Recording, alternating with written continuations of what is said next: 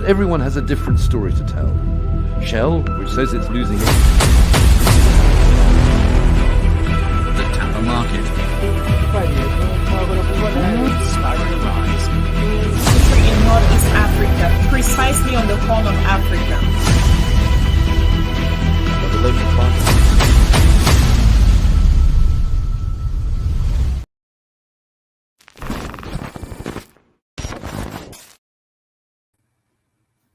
Okay. Good morning, everyone. Thank you this morning for tuning in. Once again, this is Frank. This is the Revolutionary Repatriation Educational Lecture Series, as part of WCC every Friday morning at 10 a.m. So I am your host. So this morning, I got 5 points that we're going to talk about. I'm sure we are not really going to take a long time today. But today's topic is called Asia. So we are going to Asia today, the nation Asia. So Asia Diplomat, Asia Delegate, Asia Observer Status, kicked out of AU was way overdue. Good morning, Dennis. How you doing, man? So Asia status, okay, observer status, all right, their diplomat, their delegate was kicked out of AU, and it was actually overdue, okay. And the next thing we're going to look at is a question that says, is ECWAS, the Economic Community of West African State, ECWAS, is ECWAS against African liberation? That's the question.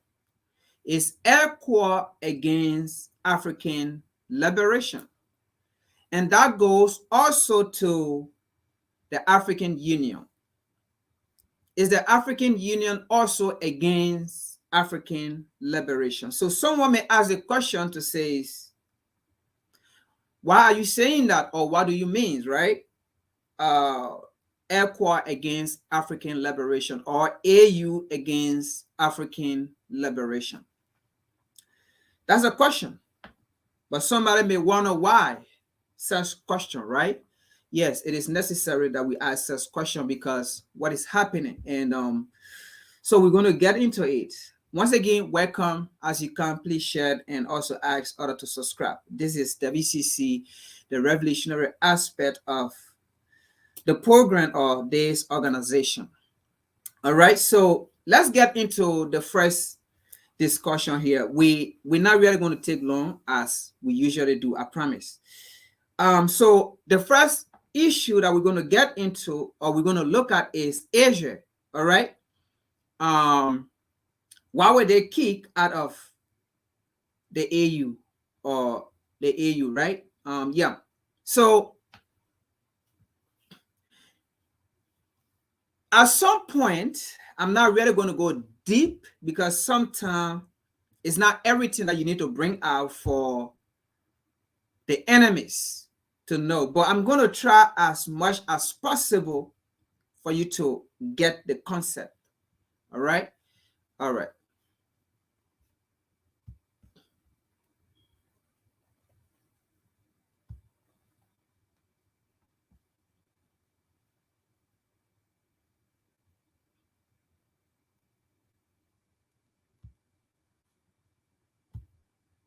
So with this, with the first topic of Asia, I thought it was not to bring article because we already know when it comes to apartheid, we already know when it comes to Asia role in the demise of Africa, right? Even in how do you call it, DRC Congo, and we also know when it comes to Asia manipulating or infiltrating African elections or African presidents, you know, when it comes to propaganda. Matter of fact, I was reading an article I'm thinking of bringing this maybe topic next, let's say the next discussion on Friday. So I was reading an article. There's an article that Asia have been manipulating most of these African elections. All right. They have come out with various software, various propaganda on various platform or media and so forth. And in our article, they also stated that they are currently monitoring one of the most important election in Africa, which is Nigeria. They are also monitoring it. They are also running a propaganda into that election to manipulate it. Yeah, so I might bring that maybe next Friday. So let's get into it and see, why Asia will kick out. So I thought it was to bring this video because it has some historical analysis to the involvement of Asia in Africa. That is why I brought this video. So let's see here.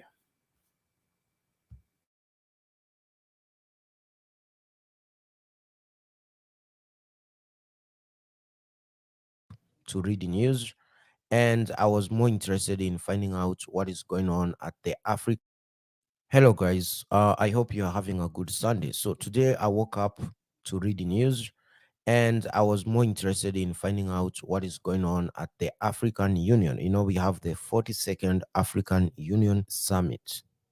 So as I was going through the African Union news, I came across this particular one that caught my attention, where Israeli representatives were being asked to leave the assembly. So these two people, I think a lady and a gentleman, were being asked by the security at the Addis Ababa African Union Assembly to leave the assembly hall. And they obviously, from the video, they were refusing. They were like protesting, but they were being asked, you have to go, you have to leave. And in the video, you can see another gentleman, part of the security detail, coming in and telling them, you have to go. And yeah, I know a lot of you asking questions. Why was this Israeli representative at the assembly? Apparently, it is a thing. It's a thing in the African Union that certain countries can send their reps to come to the assembly. I don't know whether in the European Union we still have the same, but I think I saw the opposition leader from Uganda, Bobby Wine, attending one of the European Union assemblies. So I think it's. Now, let's make this clear. He made a statement about whether there are representatives from Africa attending the European Union, right?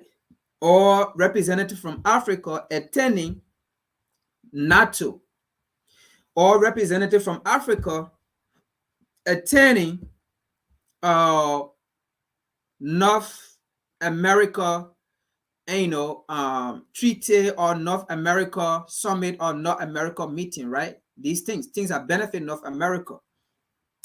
But he made a statement that he believed that do happen because in one of the European summit, European gathering, Bobby Wine was there. So let's make this clear. Bobby Wine being in our European meeting, as he stated, it was not for Africa. It wasn't because he was there to represent African people or to be an eye for Africa. All right? Bobby Wine, he just a parliamentarian in Uganda.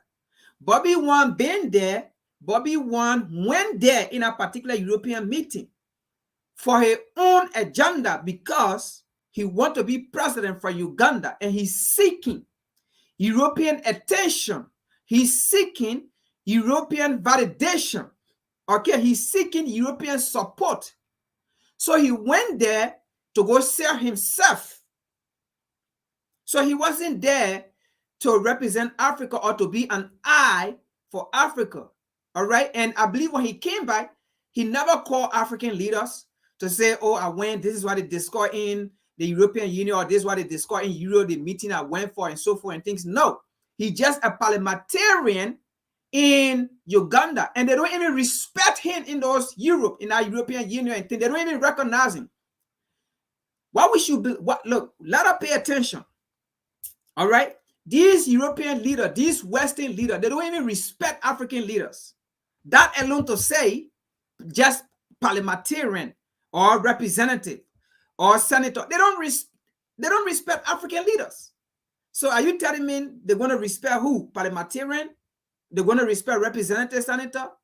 Which one of those African representatives or senators that have traveled to Europe or to the Western world and they really honor them? They don't honor them.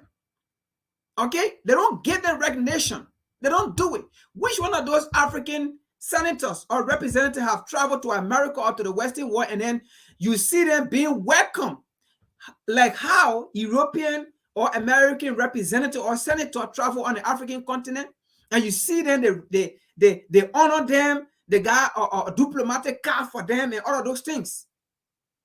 Only in Africa we do those things when common representative or senator leave America or leave Europe and then they go to Africa. But when they leave Africa and come here, they don't honor them. So Bobby Wine being in our European meeting, he wasn't there to represent Africa. They didn't honor him. He went there because he's seeking support from the European Union. And many days he have gone there asking the European Union to support him to remove Museveni. That's what he was there for. Let's get that clear.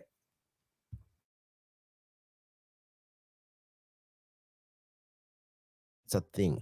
And from the comments or from the news itself, it turns out that South Africa and Algeria are the countries that had requested the African Union to eject and remove the Israeli representatives from the assembly hall. And that's what the African Union did, because South Africa is a very powerful member of the African Union. And, countries within the African Union contribute to maintain this body. And South Africa and Algeria are top contributors to the African Union.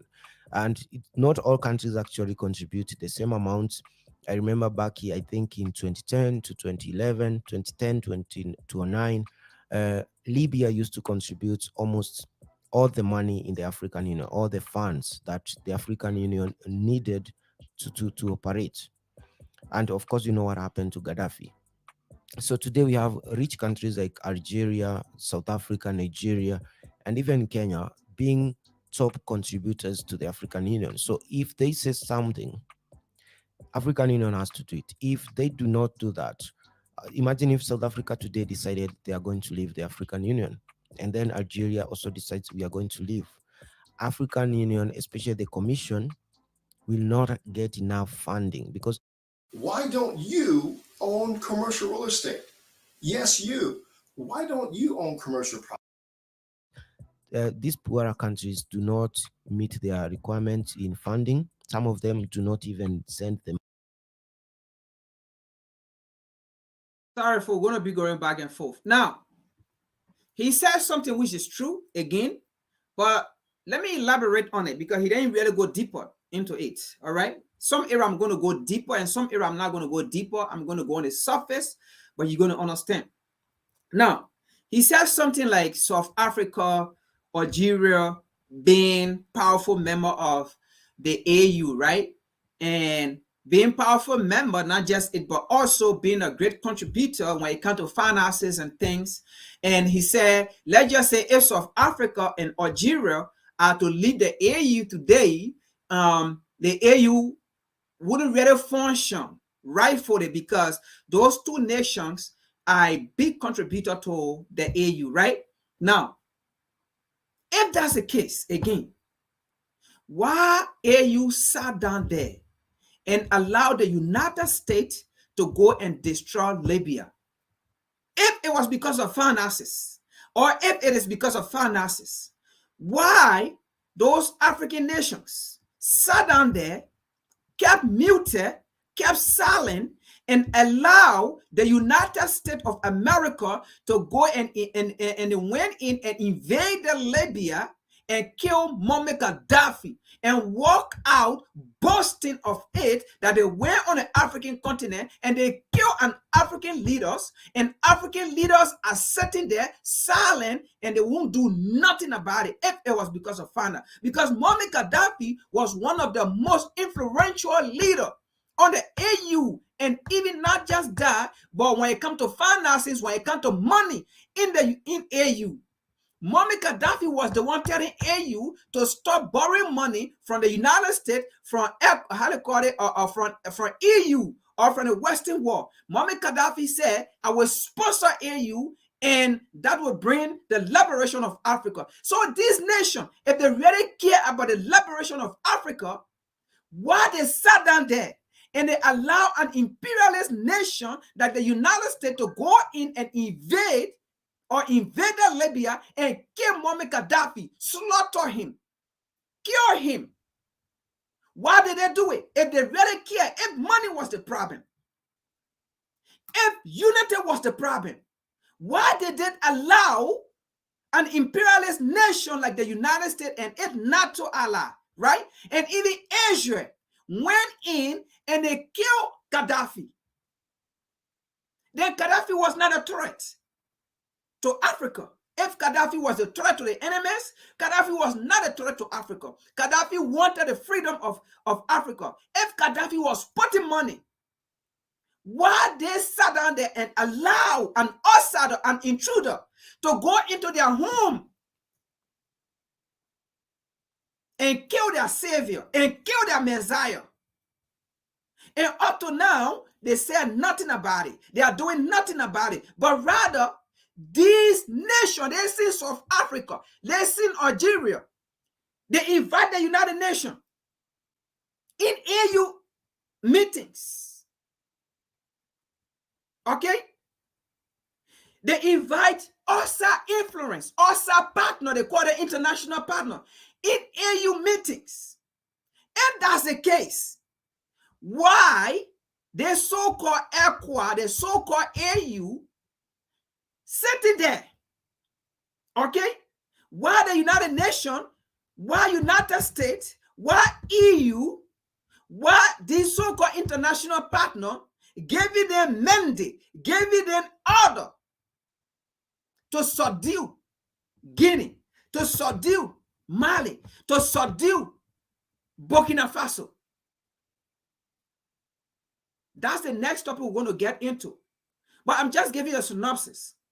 If that's the case, why the AU sit down there and allow this outside entity to stay detailed to them if they really want African liberation, if they are really kicking out Israel in the interest of Africa?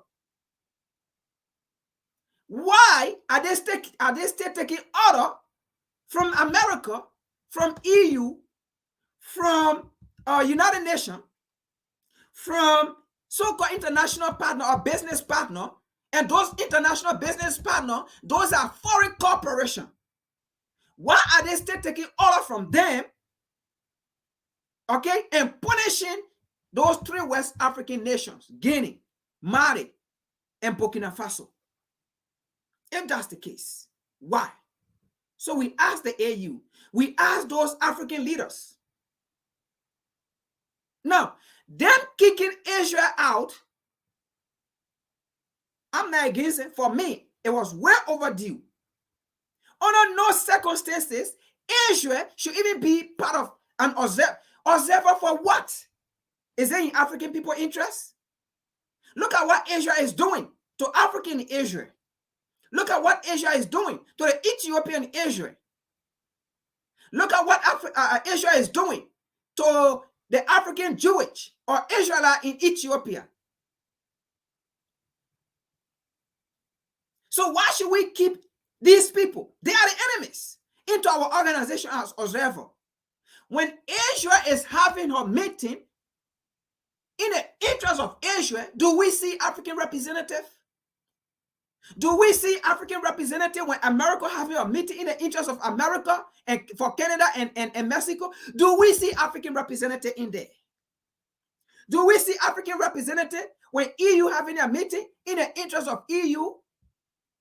These are sensitive information that they don't want for outsiders to know. Why should we invite the enemies into our meeting of having sensitive information for Africa? I don't know. African leader makes a decision, and then It seems that it's not even clicking in. You kick Israel out, that's fine. We support it. But you still have EU representative in there. So what difference does it make? You take Israel out and you have EU representative in there. What difference does it make? Asia took part in the demise, in the suffering, in the killing, in the torturing of African people, just how EU took part in the demise, torturing, killing, lynching, raping of African people and colonizing the African continent. Just as Israel took part in apartheid, bravo, apartheid. Oh yes, the United States too took part in apartheid. The United States supported apartheid. So if you kick Israel out, why should you still keep the same entity in? So are you telling me if the United States get the information, they're not going to share with Israel? Are you telling me if EU get the information, they're not going to share with Israel? Come on, man. You people should make rightful decision. Because what you people are doing is what happened in 1963 with the Morovia group and the Casablanca group. That's the same thing you're still doing here. Well, one group said, no, we want to be on our colonial master because we still want to be getting crumbs. Because if we leave our colonial master, we will not get support. That's the same thing you're still doing here.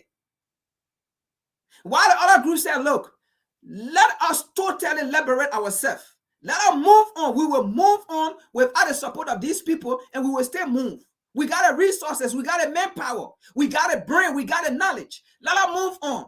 While other groups said no, we're still going to hold on. That's the same thing you're still doing here.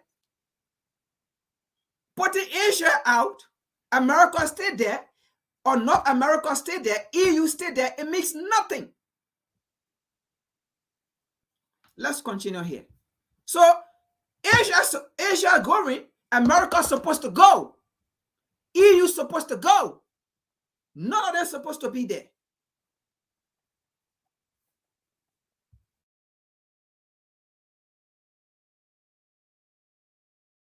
The money because they are too poor to even send that money. So that's how powerful South Africa is. And if South Africa says you have to eject these people, you have to do it. You end up doing it. And that is what happened in that video. And the other question you're probably asking yourself is, why doesn't South Africa and Algeria want to see these Israeli representatives in the African Union? While at the same time, in the same AU, assembly, we usually have Palestinian representatives. And to answer that, you have to go back to history, because as you all know today, Israel is an apartheid state. It's an apartheid kind of government with colonization. So that's what they are. And South Africa had the same experience, because South Africa got independence from the British back in the 1920s. And they started having these kind of political elections up until 1948, when a white minority settlers in South Africa, the Dutch, now we call them Afrikaans, lost an election, but they took power using guns. So they took power by force and started that apartheid government in South Africa up until 1994. And during that time when they were apartheid, they were being supported by countries like the United States and most of the European countries, and even Israel when it became a state in 1948 up to 1994, they were supporting this South African apartheid regime. So that's why South Africa, the current South Africa, cannot forget that history and start now allowing Israel, which is an apartheid regime like the one they have. Now, if that's the case again, right, where South Africa supported the removal of Israel in the AU or from the AU, and also the horrible history of Israel into Algeria, right? The horrible history, because history says that 1.5 million, okay, I think Asia or France, one of them, 1.5 million Algerians were slaughtered 1.5 million Algerian. So imagine, okay, these so-called enemies, Europeans, right? Just one nation, just Algeria, 1.5 people were slaughtered. So imagine in DRC Congo by the Belgian. Since 1804, since 1884, up to today, Congolese been dying since 1884 up to 2023. No peace. Imagine how many million or trillions or billions, where the number fits, Congolese have died. Okay, not only that, imagine in our nation that was colonized by France, how many people died since 1884 up to 2023? Because those nations did not get peace since 1884. Those 14 Francophone nations have never known peace. They have been dying because peace have never been into those lands, those nations since 1884. Peace have never been there. Suffering, killing, death have always been there. Imagine how many people have died from direct colonization, from direct influence of colonization, from direct influence of colonial policy. No better life have been created. Imagine how many people have died. So if South Africa and Algeria are taking a stand of apartheid, of what Israel caused them, they should also look at other African nations. They may not have encountered apartheid, but what happened in DRC Congo is the same thing as apartheid. What happened in Mali, Guinea, Burkina Faso, Niger, Chad, in fact, what happened on the entire African continent is the same as apartheid. If that's the case, then African leaders need to come together and work. Then seeking one interest, seeking their own interest, because that is seeking your own interest. Because what happened in South Africa, it happened in Nigeria, it happened in Liberia, it happened in Ghana, it happened in Burkina Faso, it happened in Senegal, it happened in Sierra Leone, Mali, Niger, Zimbabwe, Lesotho, Zambia, Gambia. All these places, it happened there. It may have happened in different forms, but it was the same thing by the same people. So that is why you cannot fight the African battle individually. If that's the case, then why can they send Algeria and they send South Africa put charges against the United States? Currently, when they went in and they invaded, because America is the one blaming people of invading other nations, but in your eyes, in this 21st century, America just invaded Libya and killed the Libyan government. And up to today, the Libyan people no peace. The peace they have, they once have, they are no longer having it. Why can't you take America to court? Why can't you question America? The peace, the promise for the people, they have never given it. The democracy, the so-called democracy, the promise for the people, they have never given it. The heavenly who, the heavenly life, they promised to give to the Libyan people, they have never given it. And up to now, America have never come out to bring evidence to say, this is what Gaddafi did to the world. This is what Gaddafi did to African people. This is what Gaddafi did against the Libyan people. And it is against humanity. It is against their so-called United Nations, how they call it, core conduct. They have never come out with any evidence. And you bunch of African leaders sit down there and don't question these people. You are more powerful than these people. They are presidents, you are president. They are leader, you are leader. They are leader for their nations, they are leader for their continent. You are leader for your nations, and you are leader for your continent. They are leader for their people, just how you are leader for your people. They are serving the interests of their nation and their people, just how you should serve the interests of your continent and your people. There's no two-way street about this. It's one-way street. You either do it or you leave and give chance to other people who want to do it. There's no two-way street here. When they are leading, they don't have two-way street. When you're leading, you should have two-way street, one street for you and one street for them. They never have two-way street where one is for them in their own country and then one is for you. In their country, there's one-way street. They tell you where to go and you go.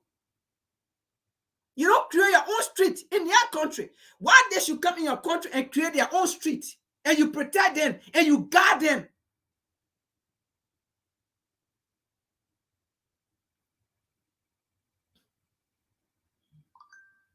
Up to today, apartheid is still in Africa, in South Africa. Up to today. And you guys say not playing for? Well, we have apartheid nation. Today, we have the product of apartheid. We have apartheid nation in South Africa that have its own government. They don't respect the South African government. They have their own government. They have their own marketing system. They have their own banking system. We have nations within South Africa. So apartheid nation in South Africa. It have its own leader, its own government, its own marketing system, its own economy, everything. Where black are not allowed. There's a video I even want to show. I sent to my email, but they block it. They say I can't show it. But in this video, this 2023, this guy standing endorsing apartheid, saying that African people in South Africa, they are not civilized. They are uncivilized. And until they can civilize, they will never recognize those people in South Africa. And I said to myself, what do you call civilized? You created a nation based on the torturing, humiliating, raping of African people.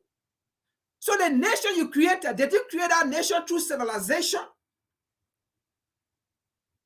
You stole people's land, and then you say you are civilized? You demonize people, you say they are civilized? You kill thousands of them. You say they are uncivilized? You rape them. You took away what belongs to them. And then when they are asking for it, you say they are uncivilized?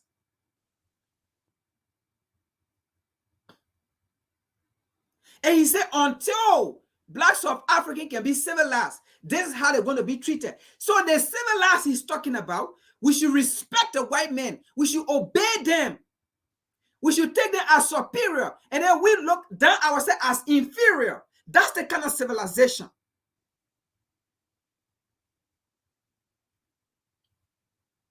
We should look at them as the God that came to save us. We should look at them as, if we don't serve them when we die, we will not go to heaven. That's the kind of civilization. The civilization where we will see ourselves as is better we remain poor and go heaven than to be rich and don't go heaven. That's the kind of civilization. We should tell our people the poor inherit heaven. The meek inherit heaven. Heaven is only for the poor. Heaven is not for the rich. If you want to go heaven, you got to die poor. That's the kind of civilization. But the moment we say, no, I don't want to go heaven poor, I want to go heaven rich, then we become uncivilized.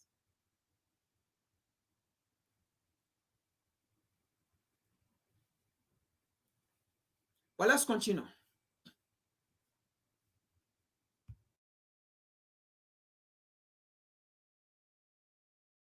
Hard to come to the African Union. That's why South Africa protested and said that you have to kick them out. For Algeria, you understand, Algeria understands the plight of the Arab people in Palestine. Algeria is a country very close to Israel in the north, and it understands what is happening in Israel.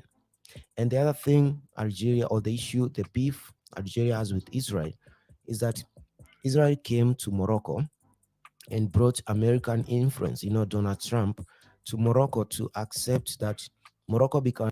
Want to know where to invest $1,000 right now? Hi, Rex Moore with the Motley Fool, back with another. A friend of Israel. In exchange, they are going to recognize that Western Sahara is part of Morocco. And most of you know the history of Western Sahara, which is a former Spanish colony. And when the Spanish left, there was the government of Western Sahara. But then Morocco invaded after discovering that there is oil and gas in that region. African Union still recognize Western Sahara, the Salawi Republic. But the United States, some countries in Europe and Israel accept that that is part of Morocco. So that is the issue Algeria has with Israel. And the other thing you have to understand is that South Africa and Algeria are not pushovers. These are very powerful countries. They cannot be forced to do what they do not want. Because today, as I'm making this video, South Africa is a member of the BRICS, which is a group of countries. It's like a form of NATO EU kind of economic bloc. Now, this is what I wanted to get, but I'm not going to go too deep. Okay? All along, why didn't they kick Asia out? But now they are just kicking Asia out. After most of these so-called African nations are joining the BRICS organization. Let me just say that we are joining the BRICS organization or the BRICS nations. So does it mean that people within the BRICS nations are telling South Africa, because if South Africa is so damn powerful like that, if South Africa is so damn powerful, and they look at the situation that Asia caused to them, why a long time they didn't kick Asia out? Why in the first place they were sitting there when they allowed Asia to become an observer or to have an observer status? So this means that Africans are not even making decisions on their own. People are telling them what to do, because they joined these BRICS nations. So that means it's the BRICS nation are actually telling them, if you want to be part of the BRICS nation, then you got to kick Asia out. Because these BRICS nations, they have their own beef with Asia as well. So this means Africans are not really making decisions on their own. They was never ever going to kick Asia out if they have not joined the BRICS nations. These folks are not ready for African liberation. Let us discuss it through here. We encourage the idea that they took Asia from there, but let us see the reason why they took Asia from there. Is it on their own? Could it be on their own? Was it going to be on their own? No, it was never going to be on their own. So somebody telling them to do it. That is not a bad idea, somebody telling them to do it, because we want for Asia to leave. We want for all these imperialist nations to leave AU. We want for all these colonizers to leave AU. They are our enemies. But the issue here is African leaders should make decisions that is within them, that is coming from them, should make decisions with the unity of Africa. That's the only way Africa will unite, Africa will come together. But if they are making decisions because somebody outside telling them to do it and they are doing it, it will not still bring a unification of Africa people or of the African nations together. Because they are doing it individually and they are doing it because people also are telling them to do it. Because those people are enemies to those people. They are doing it because they are joining certain organization. You don't have to join an organization or some organization before you can make decision for Africa. If you know it is the right decision. Look, Africa, Look, African leaders, we don't even have to join any organization outside of Africa before you can be recognized. And this is why most of you missing the point. All you need to do is, you so-called Negro on the African continent, call yourself leaders, come together. And then you're going to see how powerful you are. That's all it takes. All of you knuckleheads come together. That's all. All the African head of state should come together. You don't have to go to Saudi Arabia or Japan or America or Europe for any meeting to be recognized. These are people that will be running, coming to the African continent for them to be recognized. You just see recently how these people proliferated on the African continents, begging you. All it takes for you so-called Negro that call yourself African leaders to come together and start having solid discussion on the African continent and forget about outside influence and forget about joining people outside. And then you're going to see how powerful you are. You're going to see how powerful your words, your attitude, your behavior are going to be in the world. But up to now, even your resources, people have to come and tell you the value of your resources. And that is what they did during colonial time. They determined the value of African resources. Where African people were rising up, making major decisions. They were still buying the resources. Africans were not buying it. So they were still making decisions as to how much to pay for it, how worth your resources are.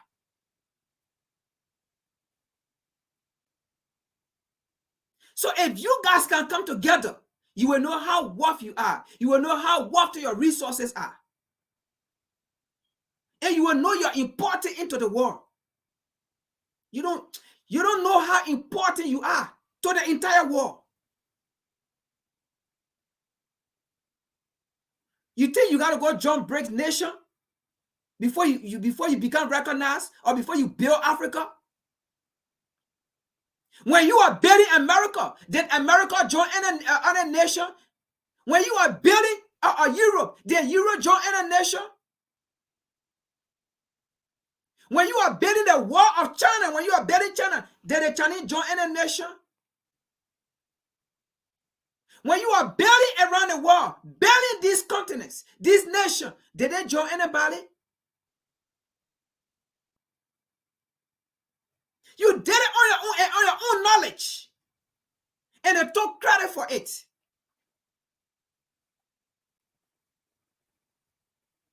When you are building America here, America did not join any nation.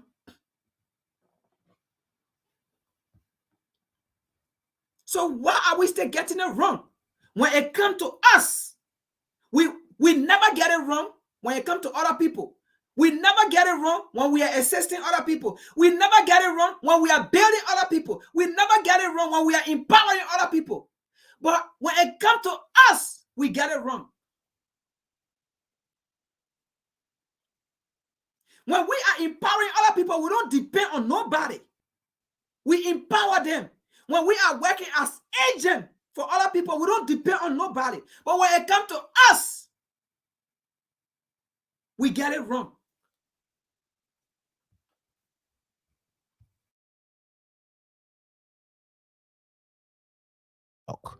And we have Brazil, we have South Africa, we have China, and we have Russia. And I think India used to be a member. So the BRICS today are having naval exercises or naval military practice exercises in the South African waters. Several naval ships went there from Russia, from China, and I think from Brazil. They are there in South Africa doing exercise for 10 days. And I saw actually some white, the former, now the descendants, some of them former. So now you understand what's going on here now, right? You understand it was not actually Asia or let's say not Asia, it was not actually South Africa or Algeria decision that they kicked Asia out. Like I said, I don't want to go deep into it because first of all, we appreciate the fact that Asia is not there again, and we hope Asia shouldn't come back. We hope they shouldn't give Asia that observer status. But you see what's going on here? I don't want to go deep into the video or into the discussion, but you see what's going on here. Who actually kicked Asia out of AU? Is it South Africa? Is it Algeria? Absolutely not. Analyze the video. Look at what's going on. They joined these BRICS nation, and the BRICS nation, you know what it comprises of. Then all of a sudden, boom, decisions start coming in. They kick Asia out. These people did not make that decision on their own.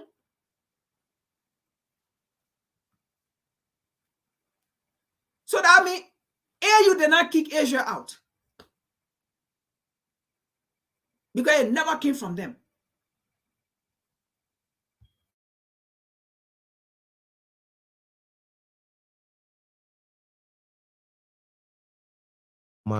South African apartheid regime members protesting in Cape Town, saying that they do not want to see those Russian ships there. I mean, these are the same people who are oppressing black South Africans the other day, and they have the guts to come and, you know. All right, so you see here, right? So, in a sense of Africa, all right, it's divided. Look, the enemies will always be the enemies. European will always be European. They will not be in favor of African people. The colonizer will always be the colonizer. The descendant will always maintain what their forefather put in place for them. Okay? While one group of people in South Africa are rejecting Asia and saying that Asia caused apartheid for us, Asia killed us, Asia did all kind of horrible things against us. Okay, Israel, along with the United States and EU, put Nelson Mandela in jail for 27 years and wanted to kill him in jail. Israel, EU,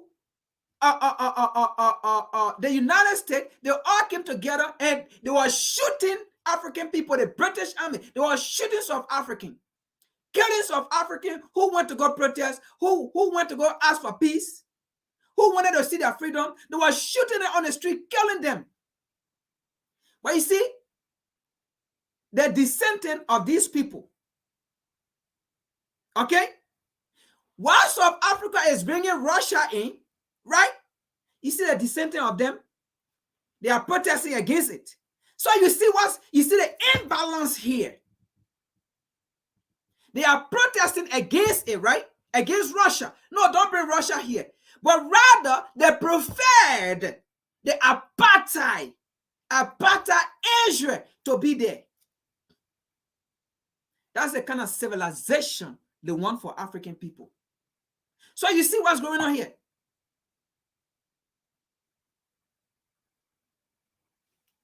And then somebody will come and say, oh, don't talk about South Africa, whether white or black, we won, is our country, this, that. You living in utopia.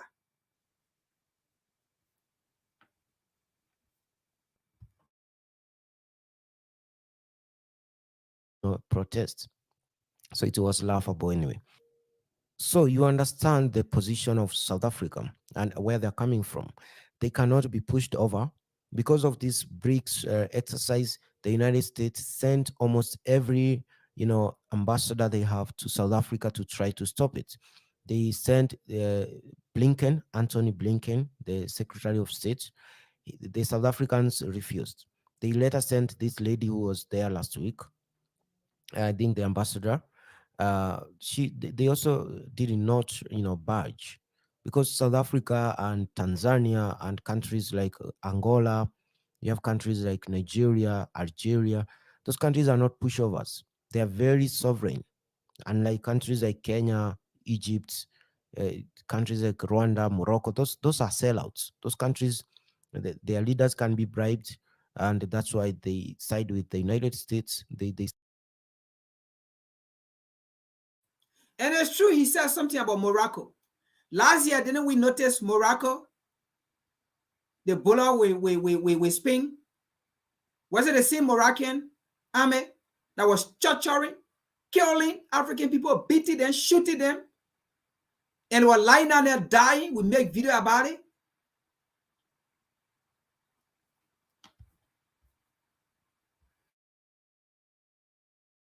So that's the kind of civilization they want for African people. Be obedient to them, yes, sir. Why you ill treat your own people? That's the kind of civilization.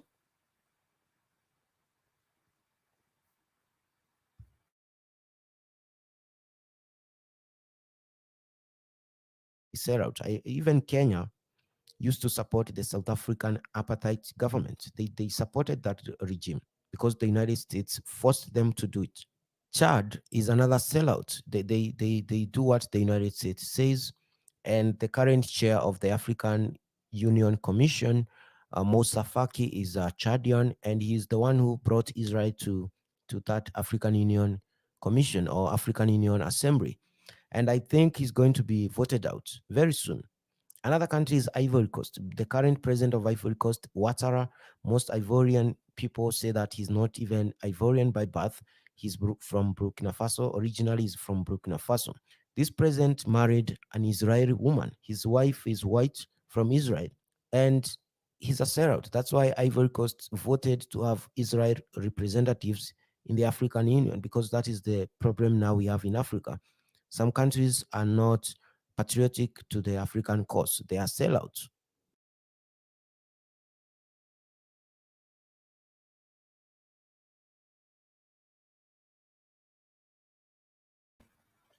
So that's Africa. And you heard what he said. Okay. Most African nations are not patriotic to the African struggle because they are sellout, because they are still puppet, because they are still bourgeoisie. Okay. That is what happened on the African continent.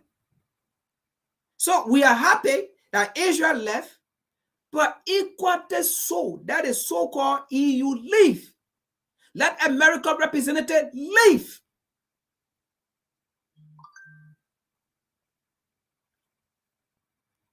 Let them leave. We don't want them. If you take one imperialist nation out, take the rest out. Because it makes no difference. They still have representative there, and information will still be sent to the person that left. You can have two people come in your house and all two of them rape your wife. And then you say, oh no, the other person here only raped my wife one time, the person will leave. The other person raped my wife 2 times, the other person will go. The other person was most brutal when you were raping my wife.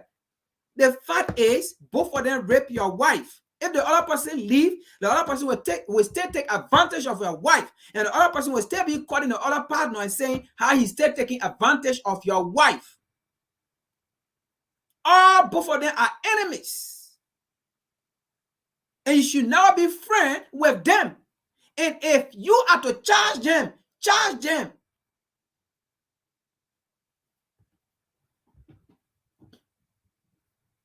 You get sit there and say, oh no, other guy, I need the other guy giving me money. Saying the other guy is not giving me finance, and the other guy is giving me finance, I will keep the other guy that is giving me finance. Really? That is what happened to the African continent. So not only Asia, but the United States status in AU should go. UK status or EU status in AU should go. United Nations status in AU should go. So if you are making decision, you so-called African leaders, let it be holistic. Let all these imperialists go. They are all not good for the African continent. They are all not good for the African continent. They all should go. By the time you realize your importance, how powerful you are, will be the time where you will recognize that, you know what? All African head of state should unite. All African head of state should unite and discuss the African problem on the African continent. The resources of Africa should be distributed within Africa, not sending to America or Europe. Who tell you Africa can make money?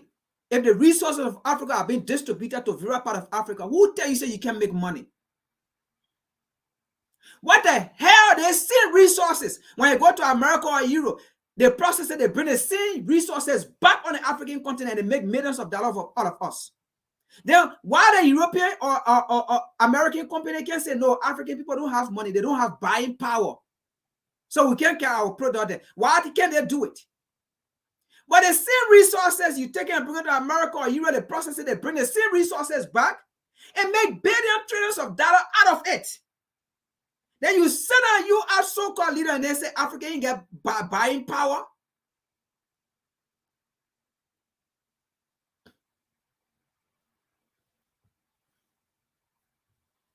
And that's the same thing happening with the so-called African in the diaspora here, especially in America here. Just last year alone, the United States lost $16 trillion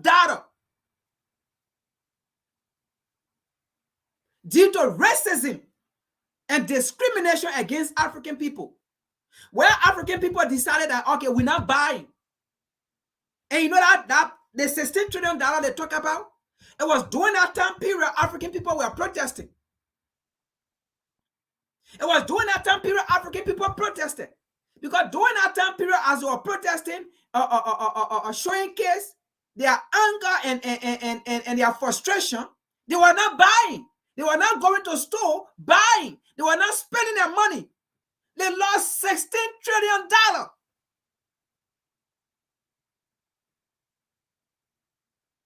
So you see how powerful we are.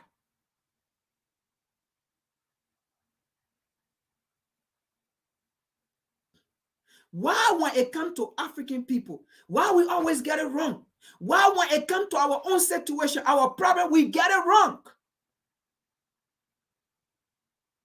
We miscalculate it when it comes to ourselves. But when it comes to doing other people's work, doing other people's nasty job, when it comes to doing other people, how they call it, job to go infiltrate African organization, to go kill African leader, we are so calculative. When it comes to serving the enemies, we are calculative. We never go wrong. In fact, the enemy go wrong, but we never go wrong. We do perfect job for them. We become so submissive. When we're doing other people's job, we become submissive. When we are doing other people's job, we listen, we observe the surrounding. When we are doing other people's daily job, we have high IQ. But when we're doing our own thing to benefit our IQ go low. We have low IQ when it comes to doing things for ourselves, to liberate ourselves. We have less interest when it comes to ourselves, when it comes to Black people, African people, we have less interest. But when it comes to things that is not of us, our interest become high. Our delegation become high. Being submissive, high. In fact, we are there on time than the people themselves. But when it comes to ourselves, when it comes to African people issue, we late. We never go there on time. Sometimes we go there, the program is finished or the discussion is finished. Sometimes we go there, we don't show our high IQ, we don't even want to discuss, we don't even want to participate because we feel it is not necessary. What is wrong with us? We have to go to, when it comes to African people, we go outside for solutions. But when it comes to other people, they come to African people for solution. And then we give them solution against ourselves. How are we going to give solution to people against ourselves? But people never give solution to us against themselves. What is wrong with us? Now, before I get to the next video, let me do the connection here. You see what suffer we African people? We never value ourselves. We never value who we are, our culture, we never value who we are on this face of the planet. Let me just put it that way. You see, India was once a colony to Europe or to England, right? And I want to make this connection because we had a so-called Negro on our African continent.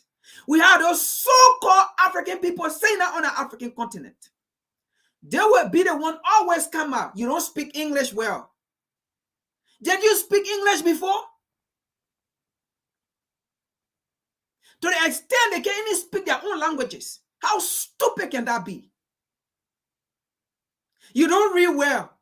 Or you reading looking at papers. You giving speech or reading looking at paper. You don't speak English.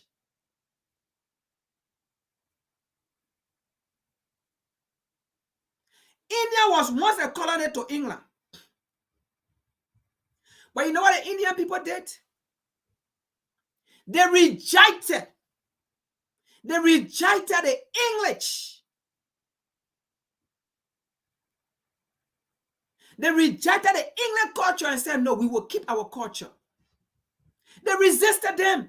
Who told you the English did not try? They tried. But the Indian resisted them because you know what? They knew what would have happened to their society. They knew if they were going to accept English, it was going to cause more chaos and division. It was going to cause more poverty. It was never going to bring solution to them. There was nothing they rejected.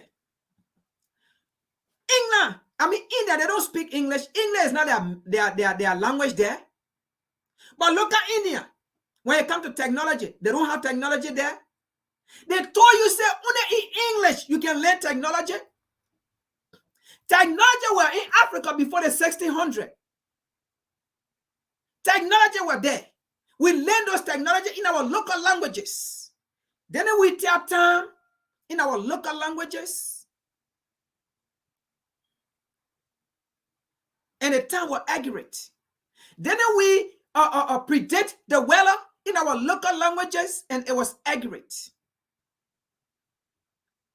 Then we predict what will happen the next day in our local languages, and it was accurate.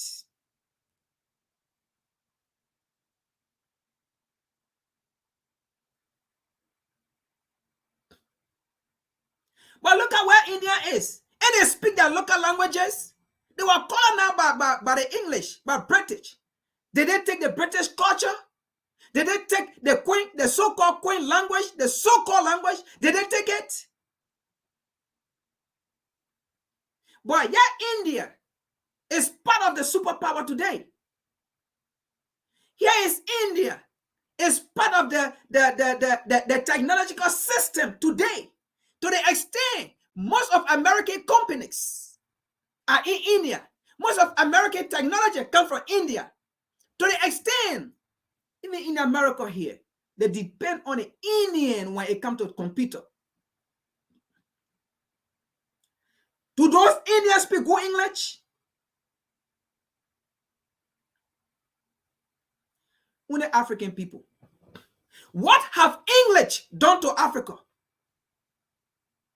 What is a civilization English have given to Africa? Have English built Africa? Have English given any good system to Africa? Do the Chinese speak English?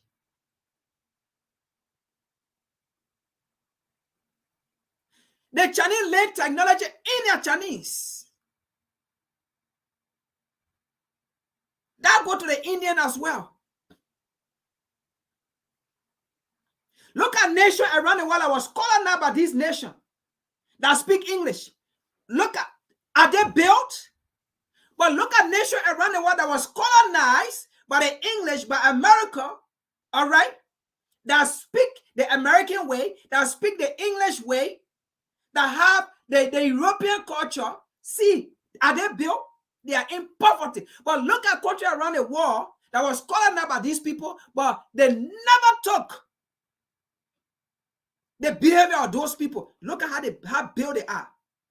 Look at their country, how they are. They may not be perfect because no country in the world is perfect or have reached to that stage. But look at them.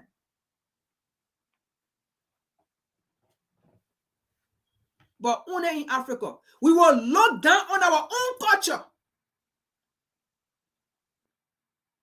Only in Africa we will discuss only in Africa we rebuke our culture. Which one of the nation or continent or race of people in the world are rebuke their identity? Which one of them? You will not see India rebuking their identity. You will not see Chinese rebuking their identity or their culture or their way of life. You will not see it. Only in Africa we will rebuke. That is why we are down. We are not blessed because we rebuke our blessing. How are you going to rebuke your blessing? And rebuke means to reject. How are you going to reject your blessing? And then you keep complaining. God crossed Africa. God did not cross Africa. The Most High did not cross Africa. The Most High blessed. In fact, the most blessed continent in the world is Africa. God blessed. The Creator blessed that continent. The Creator passed the blessing onto that continent. But it is the people that live in our continent reject their own blessing. It is the people that live in our continent reject their own blessing. They curse their own blessing. They rebuke their own blessing from a religion that they themselves did not understand. They themselves cannot even understand. Let's continue here to that.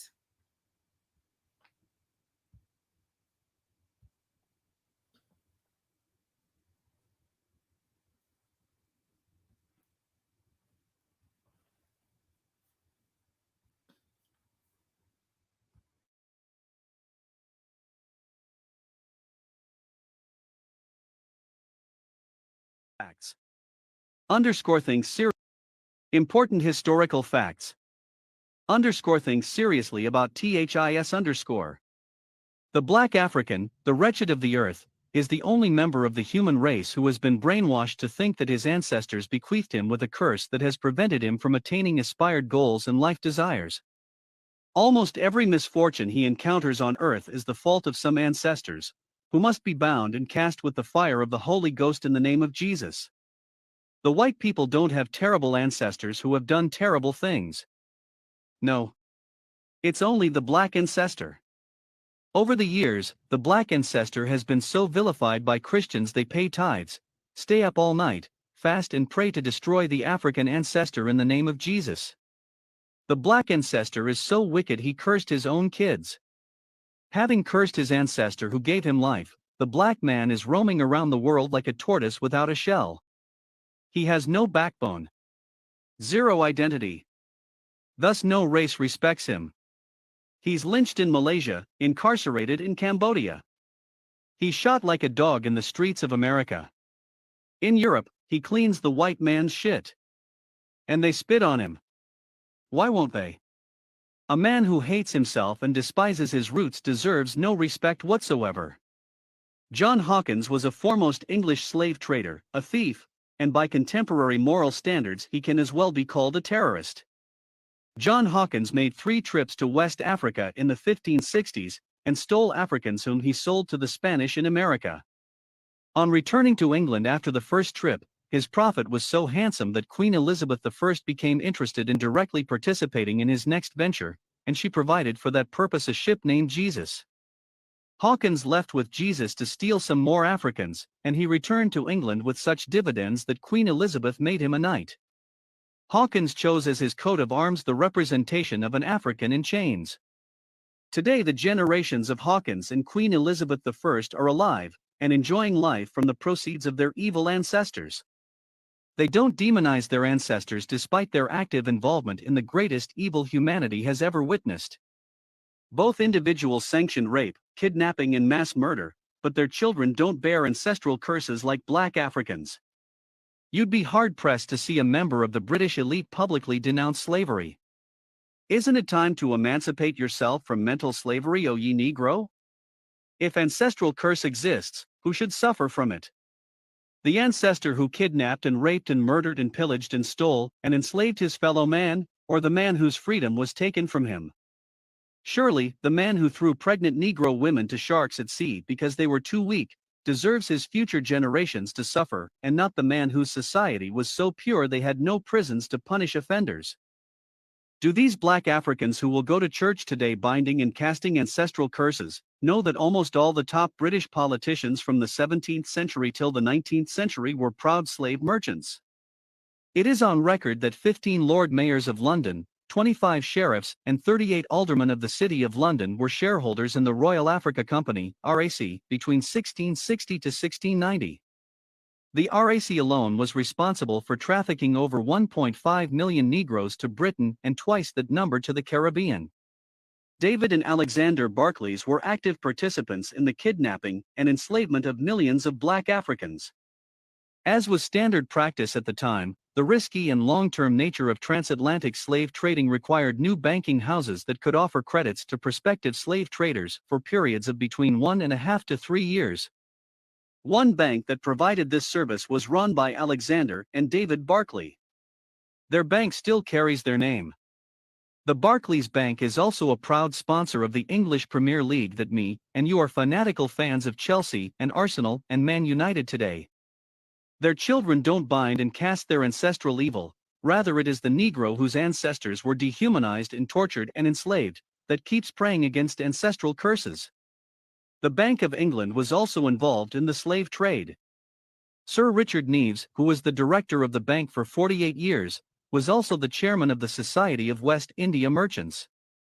A group of vile men who stole Africans and made handsome profits by selling them on to farmers who needed them to work in their sugar and tobacco plantations in the West Indies. Today Liverpool Football Club will be playing Tottenham Hotspur in the Barclays Premier League. Pay attention. How many of you who are Liverpool supporters today know that the initial founders of that football club were retired slave traders, whom in 1892, with slavery outlawed, decided to invest their money in a football club that will reap future rewards for their generations to come via a bank called Arthur Haywood and Sons and Company. That bank would be absorbed in turn by the Bank of Liverpool, Martin's Bank, and Barclays Bank. You watch them and shout in ecstasy when they score. But a pastor somewhere will tell you the reason you're poor is because your ancestors committed evil, hence the reason you experience ill luck.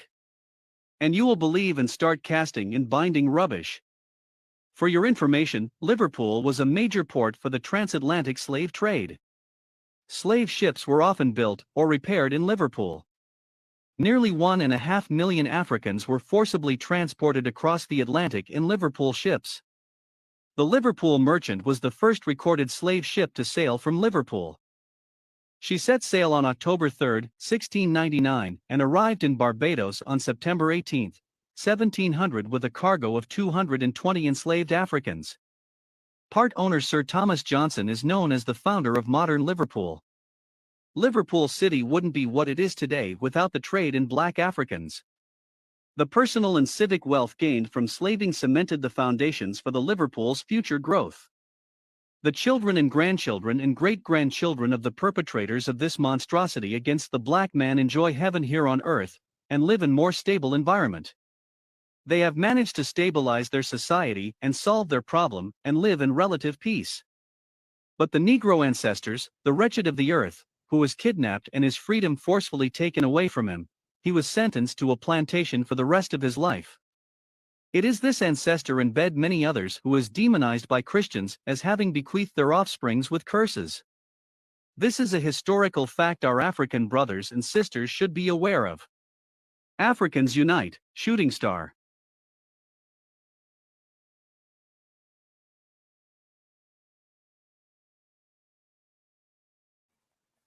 Okay. So the video explain itself, make itself clear. I'm just going to add to it. He mentioned somebody like John Hopkins. Do you think in your mind the descendant of John Hopkins going to say they are great whosoever were bad, were savage? They will never say it, because it is that behavior that have made them who they are today. Do you think they will want for a black man to come and speak ill against their father or their great-great-great-grandfather? Never. They will never. They will fight to protect it. Do you think they will allow any school system to go and teach I don't want to call it rubbish, but to go and teach what their great-grandfather did? Do you think they will allow any school system to go teach it? Because if they allow a school system to go teach it, that will put curse. It will put curse on their great-great-grandfather, and it will put curse on the wealth that they are currently enjoying. It will put curse on it. So they won't teach it. You know why they won't teach it? One of the reasons they won't teach it as well, because the businesses they have established, they have these so-called Negro working to those businesses, and they are praying to that businesses. Because they feel it is that business or those businesses that have hired them. So they are praying. So they want you to put your energy, the black energy, into those companies, into those business. So John Hawking, his church, his dissenting, will never allow you to say anything negative. But we shall go to do horrible things. The so-called Queen Elizabeth, do you think they will allow you to go teach in the African curriculum or school system about the horrible things she did? That is why even the so-called African continent, we still have colonial doctrine. We have colonial curriculum still going on into those school systems, manipulating the African minds. Because they will never allow African people to come out with their own curriculum, with their own school system, with their own historical system to teach.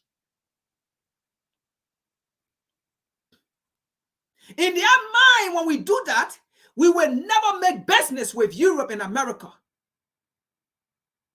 Because it will always remind us of the horrible things they did. It will always remind us that once upon a time, America was on the African continent to make business, and they betrayed us. In their mind, it will remind us that once upon a time, Europe was on the African continent for business, and we welcomed it, and they betrayed us. Portugal was once on the African continent for business. We welcomed Portugal, and they betrayed us.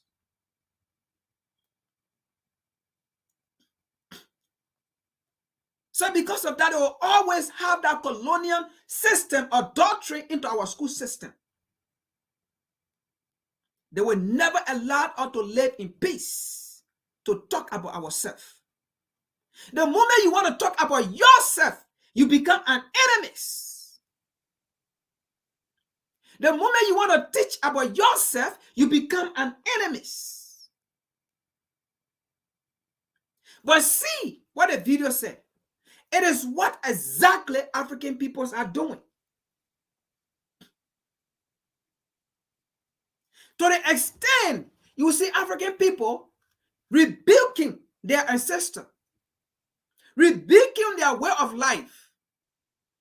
If an African man go to a traditionalist or a herbalist for treatment, you will see another African brother or sisters rebuking that African brothers or sisters that went to the herbalist, that went to the traditionalist for treatment. And we say you went to how they call it to a demigod, or you went to what they think they let to Jungs. You went to an idol. You worshiping idol. But guess what? Even the Christian worshiping idol. You guys St. Thomas. You guys the Methodists. You got Lutheran. You got Presbyterian. You got all these, right? They all have doctrine. Okay? They all have doctrine. The Lutheran have doctrine by itself. They are all cult society. Because if you go to the Lutheran church, you have to worship according to the Lutheran. When you leave the Lutheran, you go to the Methodist, they have different way of worshiping. And it is the same Most High. When you go to the Catholic, they have different way of worshiping. It's a court system. They are all cultists. But when you tell our so-called brothers and sisters, they get it wrong. In fact, as I'm talking right here, some of them will watch a video later, they will start rebuking me. The first thing they will say, we hope you come back to Christ. But I can tell them, I know the Messiah more than you know the Messiah.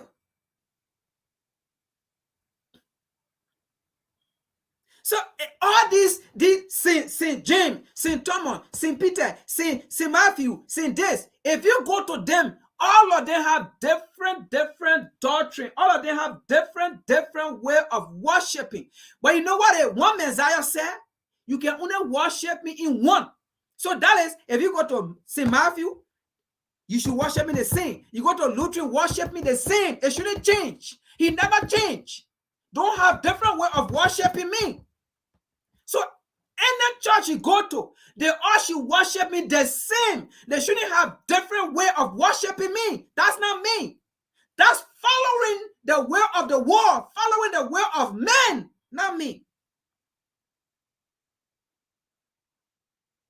But our people get it wrong.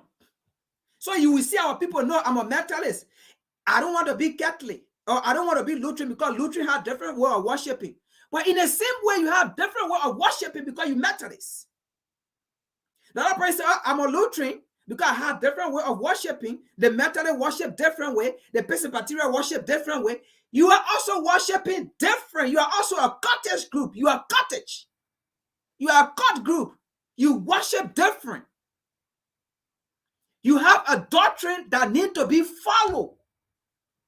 The Catholic have doctrine that need to be followed. The Methodist have doctrine that need to be followed. The Presbyterian have doctrine that need to be followed. The St. Matthew have doctrine that need to be followed. All of them have those different ways. They are all deeming God. So then why, if I go to a traditionalist or herbalist, you rebuke?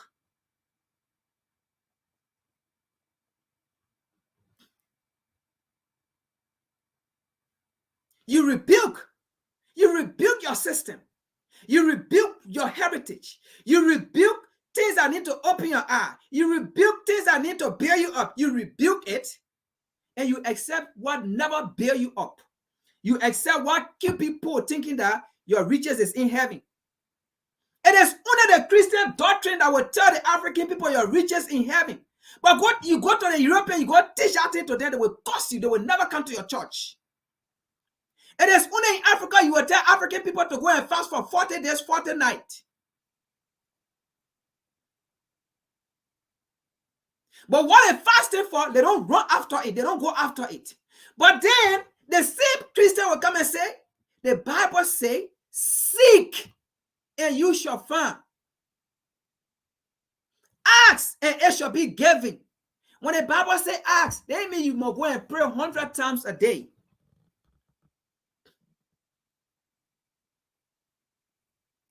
That's why the same Bible says, no food for lazy men. You can sit there in your house and pray 10 times, 100 days.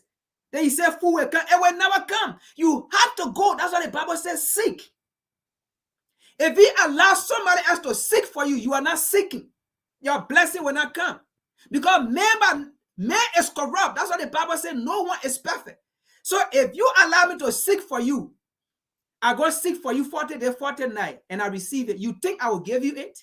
The first thing I will say, that fool, he think I'm going to give him this. I should go fast 40 days, 40 nights. I should go through all these things. Then it come, I give it to him. I'm not going to give you, I'm going to take it. And that is Matthew 7:7. Ask, and it shall be given unto you. That means you should wake up. Don't sleep. Seek, and you shall find. That means go. The Lord is telling you to go. The Lord never told you somebody will seek for you. And he said, knock, and it shall be open. Then he said you must go lay down and sleep. You fast, then you go lay down and sleep. You got to be out there. You got to be looking. You got to search. You got to go farm. That is knocking there. If you farm, and you farm the right way, the next year you will get a good harvest. You don't farm. You will never get. You don't farm. The door of food will not open to you if you don't farm. It will not open to you. If you don't farm well, you will never harvest good fruits. And then verse 8 says what? The verse 8 again, he tried to emphasize on it, telling you, for whomsoever or for everyone that asks. He never said go and ask pastor, go and ask priest, go and ask deacon. He said for everyone that asks, it shall be given. And then from there he said, he that seek shall find. He didn't end there. He said, and for him that knock.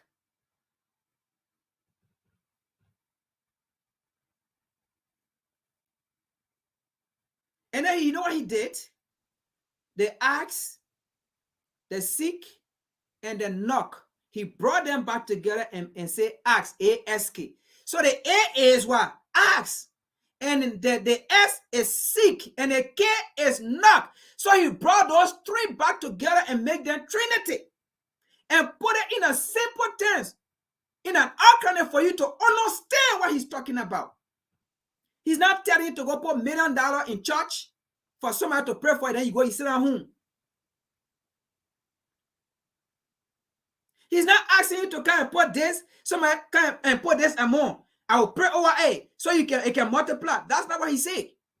Then you sit at home. He never told you put your money down, let somebody else pray for it. He never told you your blessing, somebody else will pray for your blessing, then go and sit down. God, the creator, is not a lazy man. He gave you power for everything. So why should you give your power to next man?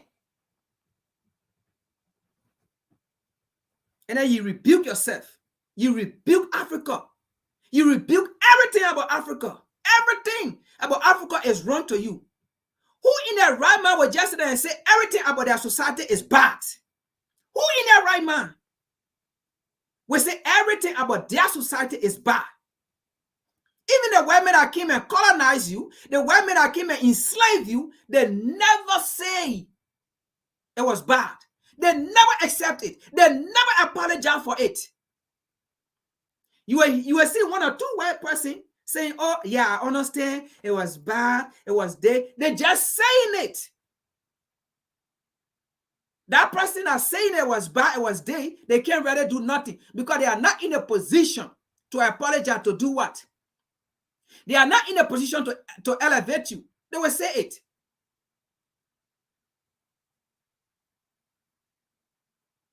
But in their mind, it was good that you were enslaved. It was good that they colonized you.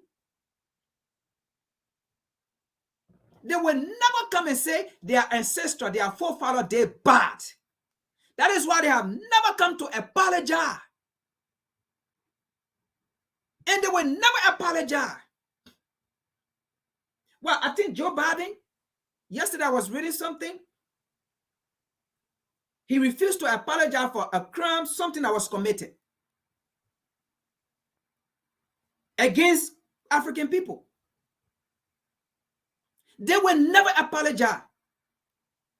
In fact, anytime they go to bed, they pray.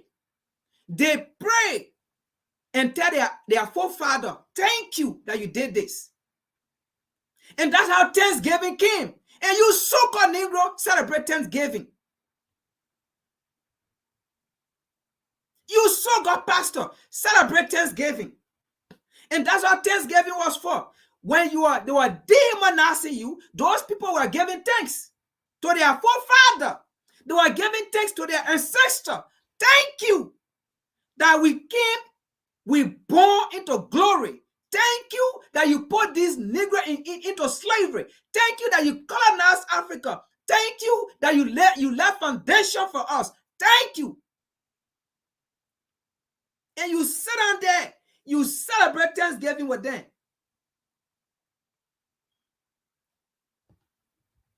but you don't rebuke it, but you rebuke your blessing. That is why Africa is poor like that, because we rebuke it. We disengage ourselves from what belongs to us, what needs to empower us. We even rebuke our spirituality. That is why we don't see again. We don't see nothing. That is why we become blind. That is why we become blind. Because we rebuke the African spirituality. And then we take a spirit, a demonic spirit, and put it into us. And then we take out the real spirit. Then we pick a fake spirit into us.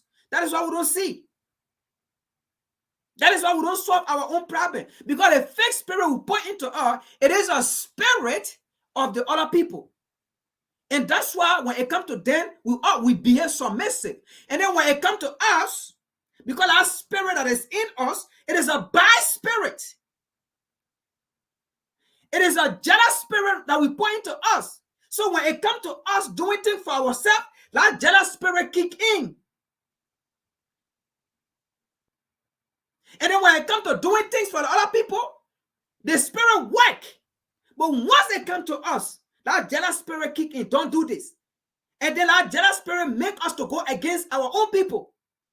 Because it is something that will empower us over the other people. So that jealous spirit kick in. So we have jealous spirit into us that is not of us.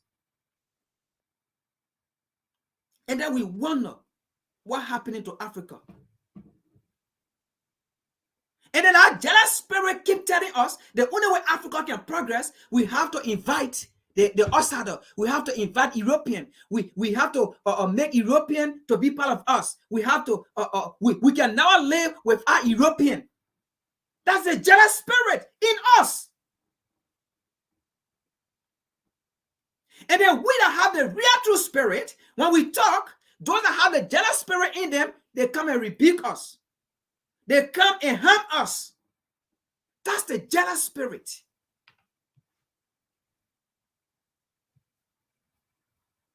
We look down on our own. But let's continue to the next.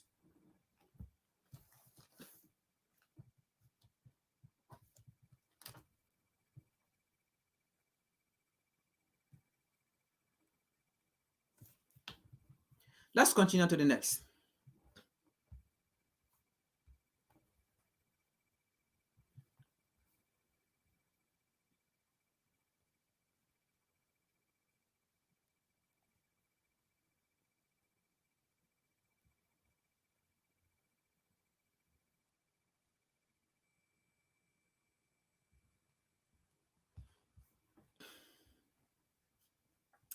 Let's continue to the next here, because it will not end.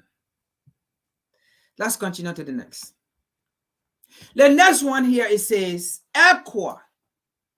Now we're going to the next topic. Is ECWAS against African liberation?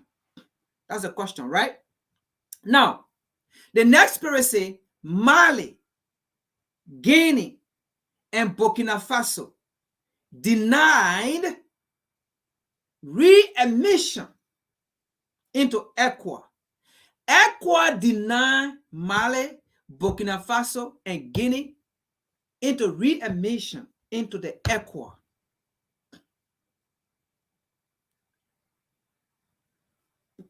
Now, you see, we continue to imitate other people, and that's the bad spirit again we're talking about here. We continue to imitate other people, and what we imitate from others, they don't even do it to themselves. When we imitate people as African, when we imitate people, right, we take the bad stuff and leave the good stuff, and that's the bad spirit in us. Because when I saw this article, when I read it, I started asking myself, why would ECWAS deny these people? And the reasons they gave, it is not a reason that you should deny these people. Because we are talking about African liberation. When you look at the reason why these people are fighting, it derived from colonial time. These people don't have independence. You may see it as independent, but they don't.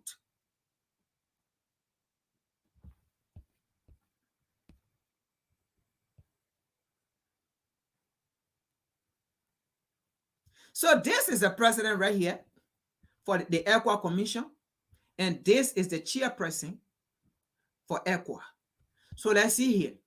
The reason they gave, some stupid reason. The West African Regional Bloc, ECWA, has rejected a request from Mali, Guinea, and Burkina Faso to be re-admitted into ECWA. So as we speak, that means their membership for ECWA have been taken away. Stupidity.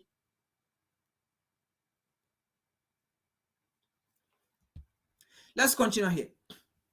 These three countries have been suspended from ECWA following military takeover, which a democratic transition yet to take place. Democratic transition which to take place.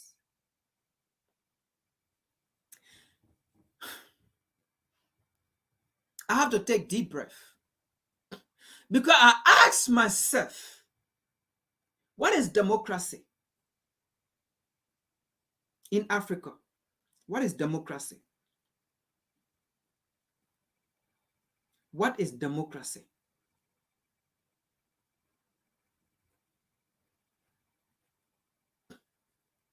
If that's the case, because even this punishment also followed them to AU. If that's the case, then today, Libya shouldn't be part of AU. They should suspend Libya membership. I know somebody may say, but Libya was, or how they call it, invaded by the US and 8 leaders killed by the US. Yes, it is true. But as we speak currently, there is a leader, an interim government in Libya, supported by the United States. And numerous times they have tried to have elections. But this person in power, supported by the United States, put in power by the United States,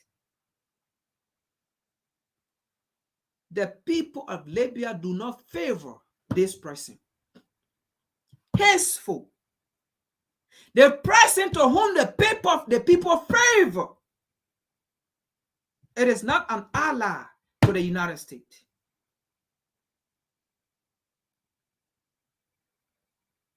So the United States and UN support this man in power right now. And this man said they will not have election.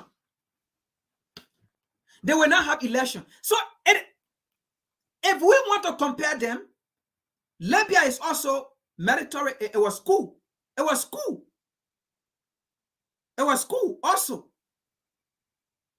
Outsider came in and blanked in with insider. And it went in and took this government down. That's cool. And after today, there is no democratic election. And the people of Libya are yearning and hungry and thirsty for election. But the West and the so-called UN support the president in power. And they suppress the election. Why Libya is still on AU then? Why can't you suspend Libya? Why can't you tell Libya, we suspend you because the people want election and you do not want to give election? Folks, I am leading you somewhere to the next article. That's why I'm making the connection.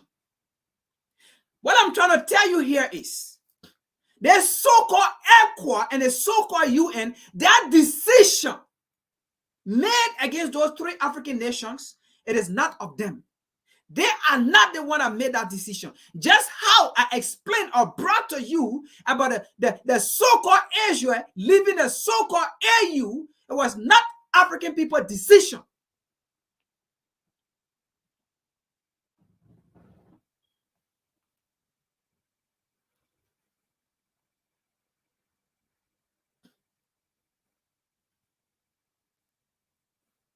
So ECWAS sat down there, AU sat down there. They said they don't want to readmit, okay, these people into ECWAS or even into AU, right? But do they understand the frustration of these countries? Do they understand the frustration of Burkina Faso? Today, as we speak, the wound of Burkina Faso have been opened. Let me bring that article out.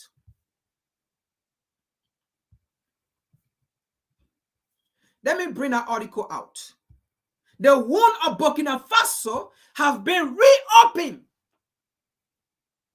Burkina Faso have been reminded of their past. So what do you think going to happen? Should they continue to sit there in oppression and be suppressed by the same people? Let me remind ECWAS here. Let me bring this article out. Let me remind ECWAS here.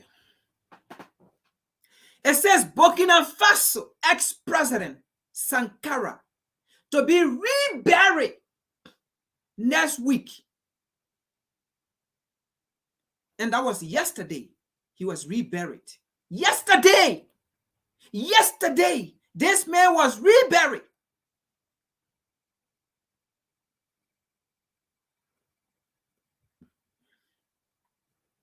Since this man's death by France and by the United States CIA. You know, in one video, one documentary that I watched by the CIA, and it was sitting there, discuss, and you see what we just said about the descendant of the evil people. They will never talk anything against their ancestor. They will never talk anything against their forefather. In that documentary by the CIA, they were saying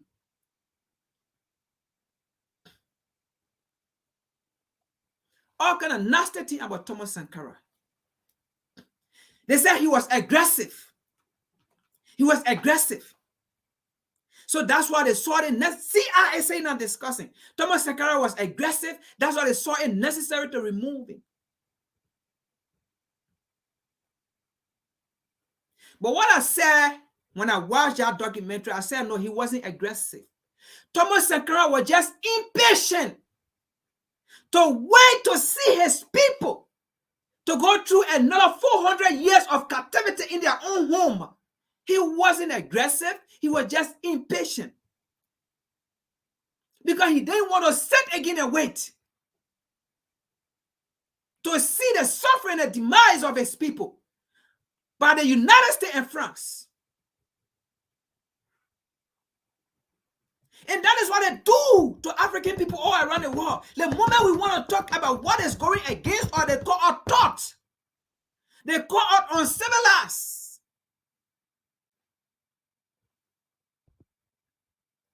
But to ECWAS, let's see why the Burkinabés are saying they want France out. Let's see the reason why they are saying they want all of missionary out, or they want all foreign companies out of Burkina Faso. These are the reasons.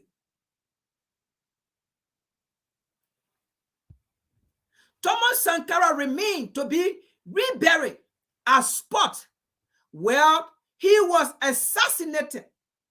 Say military government. I don't call it a military government, that the people government. Because the people of Burkina Faso are alongside the military. And this is where ECWAS got it wrong. The people of Burkina Faso are alongside the military. So if you believe in democracy, when you say democracy is by the people, for the people, and of the people, that means the people's voice prevail. If the people of Burkina Faso are alongside the military, why can't you readmit the people into ECWAS and AU? But let's see here. The military government in Burkina Faso announced on Saturday that the burial of the remains of the country's former president, Thomas Sankara will take place in a private ceremony next week at the spot where he was assassinated in a coup more than 3 decades ago. More than 3 decades ago, Burkina Faso, Burkina Faso have been suffering. They have not gained independence. They have not gained their sovereignty. Because of the CIA, the American CIA and France. So today, the people are still fighting for their freedom. They are still fighting for the liberation. That is what I said. It's ECWAS against African liberation.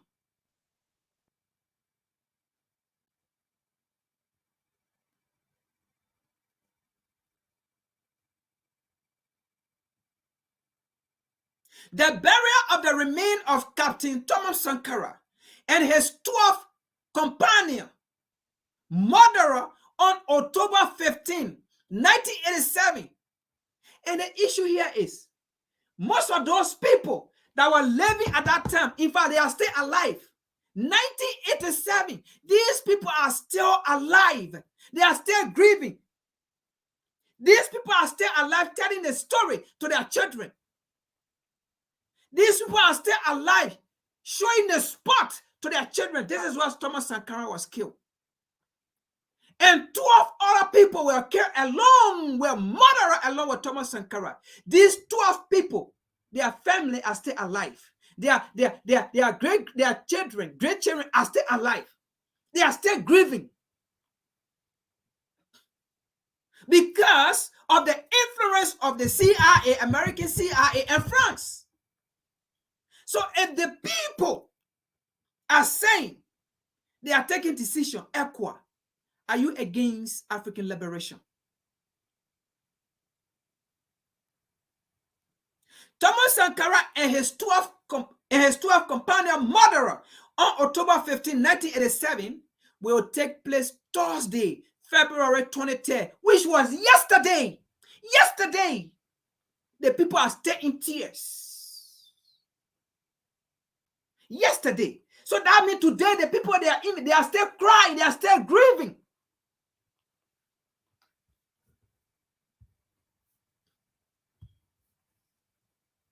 They are still grieving. So ECWAS, are you against African liberation? The same people are murdering African leaders, that murder African people, and up to today, they suppress African people. When the people are waking up, and then you put sanction on the nations, and then you take the nation from ECWAS and AU. What is that democracy you're talking about? Foreign influence? For foreign people to come and appoint a leader? Is that the kind of democracy you're talking about? Is that the kind of freedom you want for African people? Are you against the African liberation? Are you against the African freedom? You so-called Negro African leader.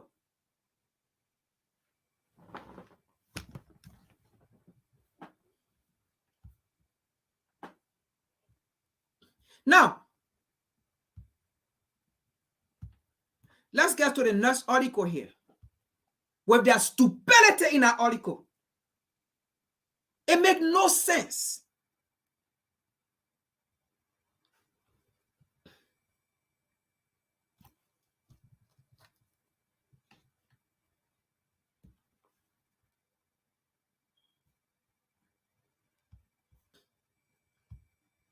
Now, first of all, I want to give shout out to the writer of this article, Joel Chuklo Brook. I don't know if I pronounced the right name, the middle name, but I would say Joel C. Brook, all right, from Liberia. So he worked with Global News Network Liberia, Global News Network Liberia, all right?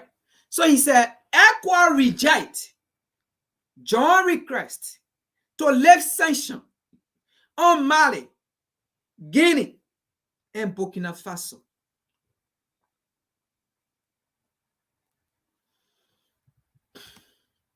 Now, and you see the sanction here, right? This sanction was never put on these three nations by African leaders. This sanction was put on these African nations by the United Nations, by the United States, and by Europe. Because African, we have bad spirit. We put in a bad spirit that reject ourselves. Let's see here the reason why they put sanction.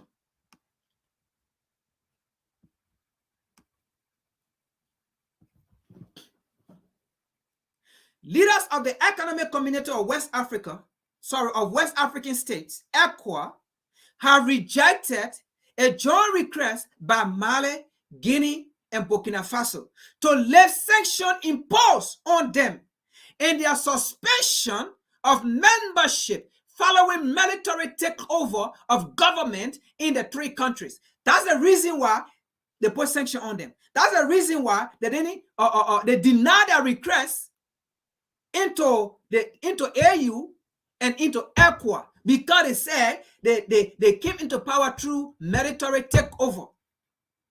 Then why should you allow Libya? It's not to say I hate Libya or I don't like Libya, but why should you allow Libya into the AU that was overtaken by the United States alongside with other people, local people in the country? And after today, Libya is still on AU. But there is no peace in Libya. There is no election in Libya. When the Libyan citizens are yawning and crying and they are frustrated, they want election so that they can have stable government, so that their country can move. Why can't you question the United States? Why can't you bring the United States to the table?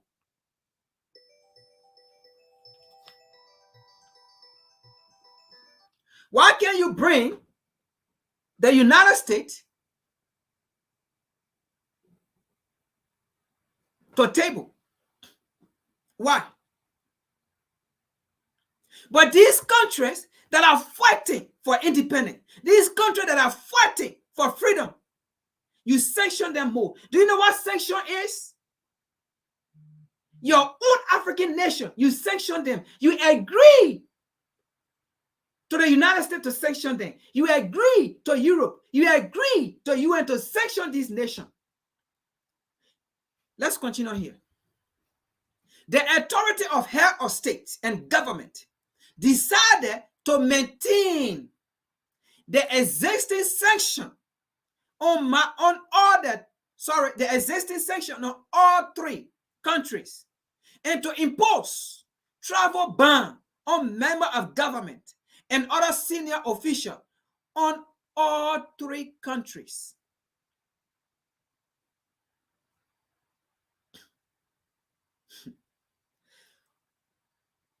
Why should you use the mentality of the enemies against your own people?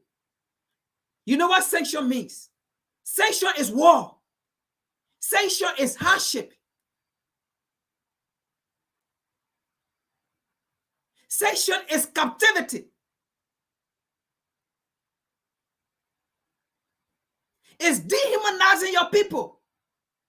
It's suffering your people.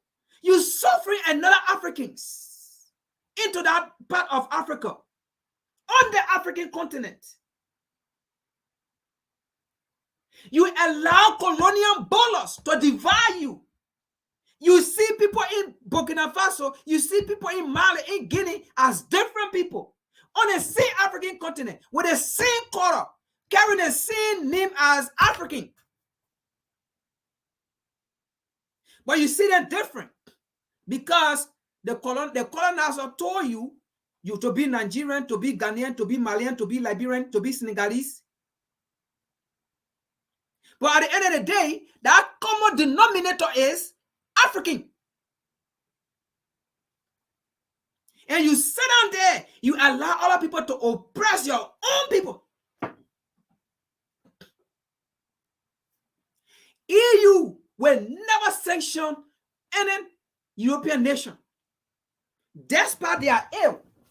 Despite what they do, EU will not sanction them.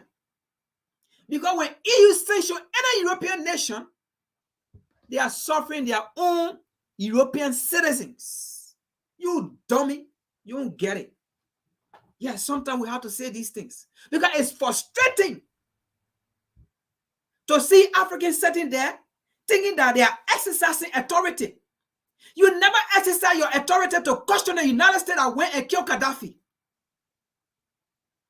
You never exercise your authority of the CIA or foreign interference in DRC Congo. You never question the interference of supporting rebel in DRC Congo. You never question your authority about these people. But you exercise your authority, stupidity on your own people. You suppress your own people. And then these same people will go write book and say African leaders are suppressing their own people. African leaders put sanctions on Mali and Guinea and Burkina Faso. Stupidity to the highest level. And then when they read this book, they will say all kind of nasty thing about you that will make even people in Burkina Faso, Mali, Guinea, to hate you Africans, to hate ECWAS, to hate AU, because they're going to write it. So all these are divide and conquer. They keep dividing us in various ways. But I don't know, some of you guys are not thinking.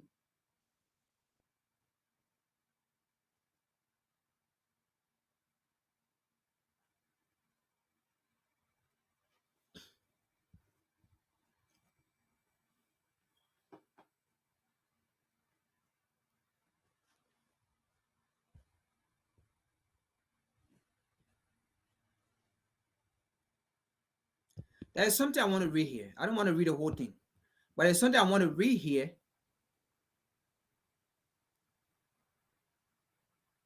Okay, let me see here.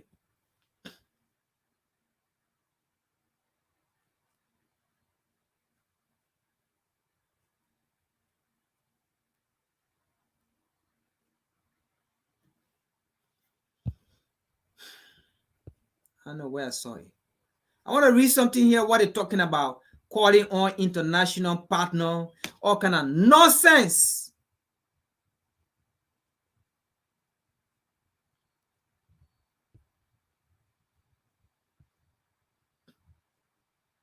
Okay, let me read this here, then we'll close it up.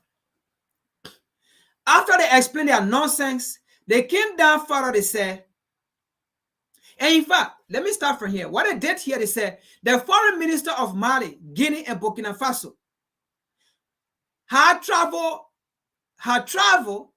to the Ethiopian capital and joined a diplomatic putsch for the readmission of their three countries by the African Union and ECWAS, and lifting of sanctions imposed by ECWAS, including a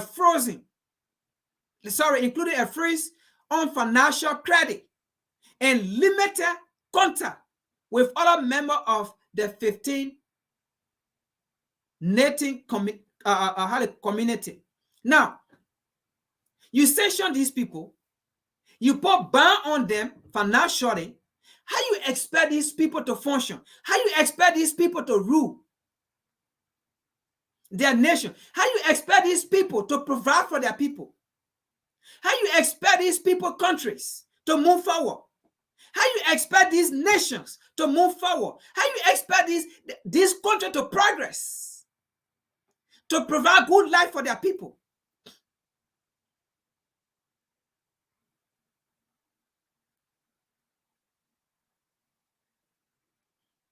In addition to rejecting their request, this is why I want you to listen to this.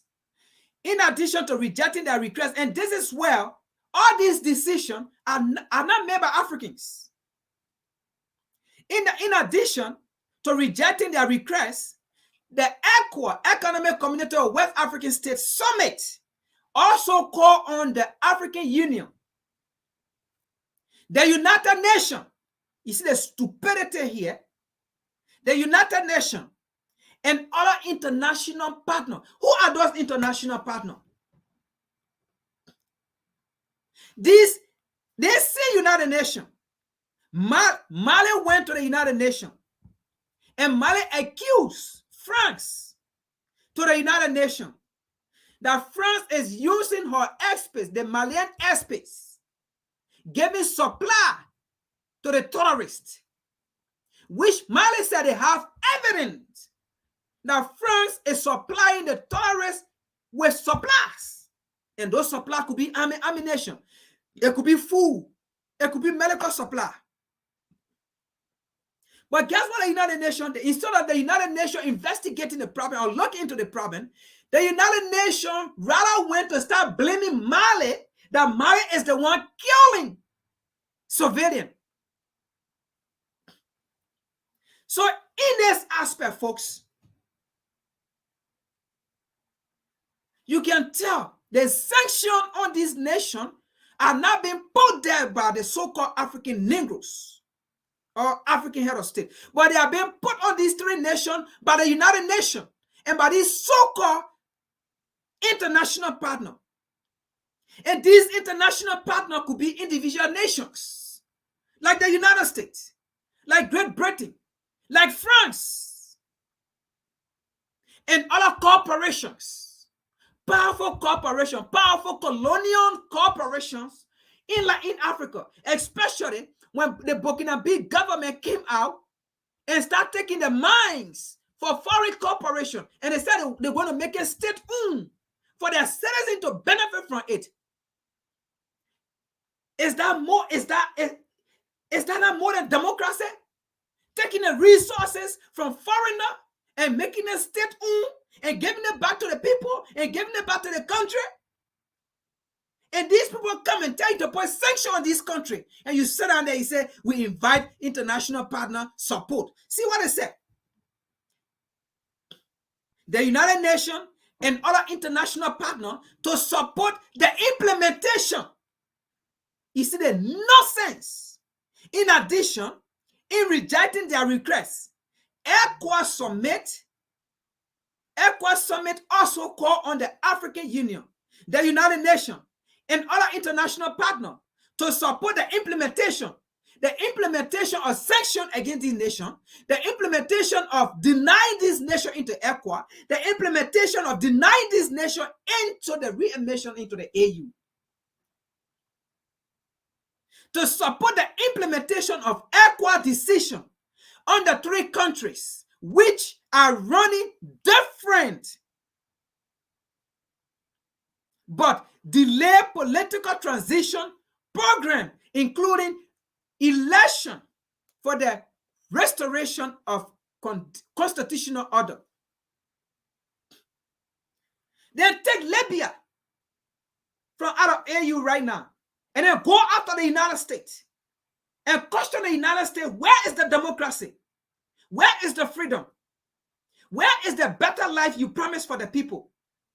Until you can provide for the people, we're going to take them from AU and hold the United States accountable and bring the United States to justice. But to prove that this nation, the African nations, are not the one even making a decision, it's the United Nations. It's the so-called international, how they call it, international partner that are implementing the sanction on this city country. And the so-called ECWAS AU are just there to enforce it. To deny, they are there to deny these three nations. But how better can democracy be when the people are in support of the military?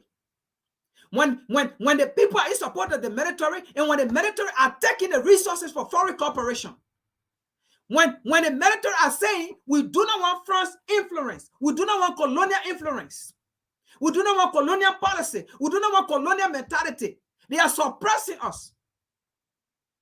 We do not want the French assimilation.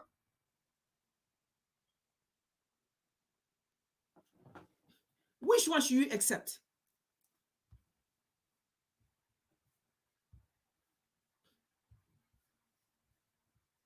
That's the last article for us. But this is what happened on the African continent.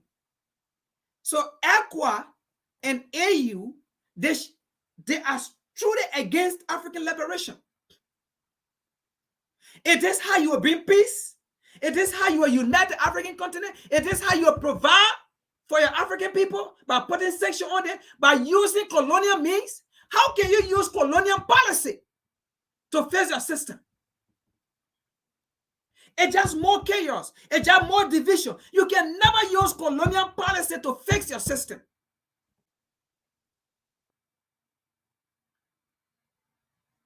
It can't happen. It will never happen. And you will never succeed. Putting sanctions on those countries, you think it's going to solve the problem?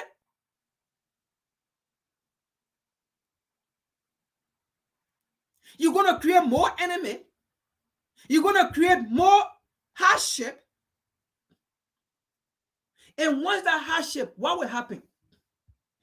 You will see the citizens joining the rebels. You will see citizens joining the jihadi, citizens joining terrorists.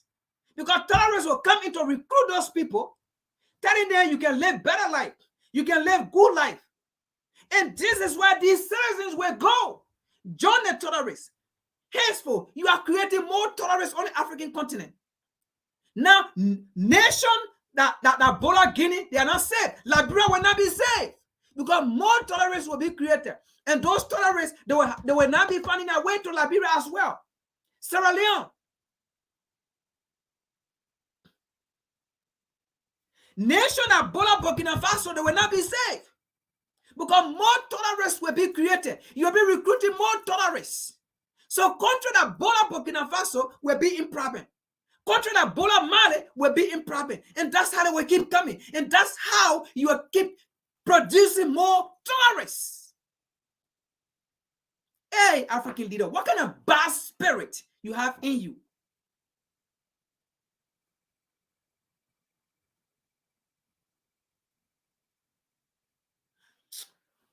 Folks, we'll stop here. I mean, we'll sit down here and talk every day. It will keep coming. It will keep coming. So, African leaders, please, that's the wrong decision you have ever made. Stop taking advances from the enemies to solve your problem. Start going outside to look for solution to solve your problem.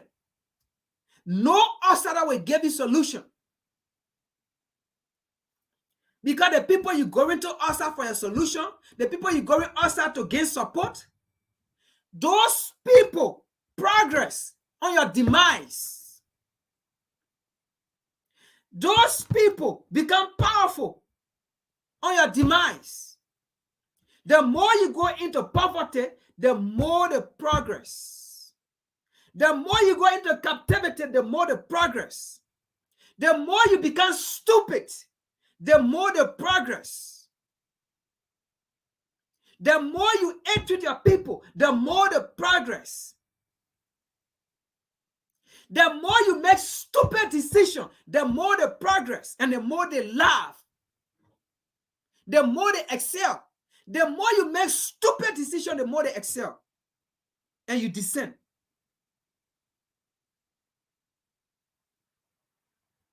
So be wise. Be wise.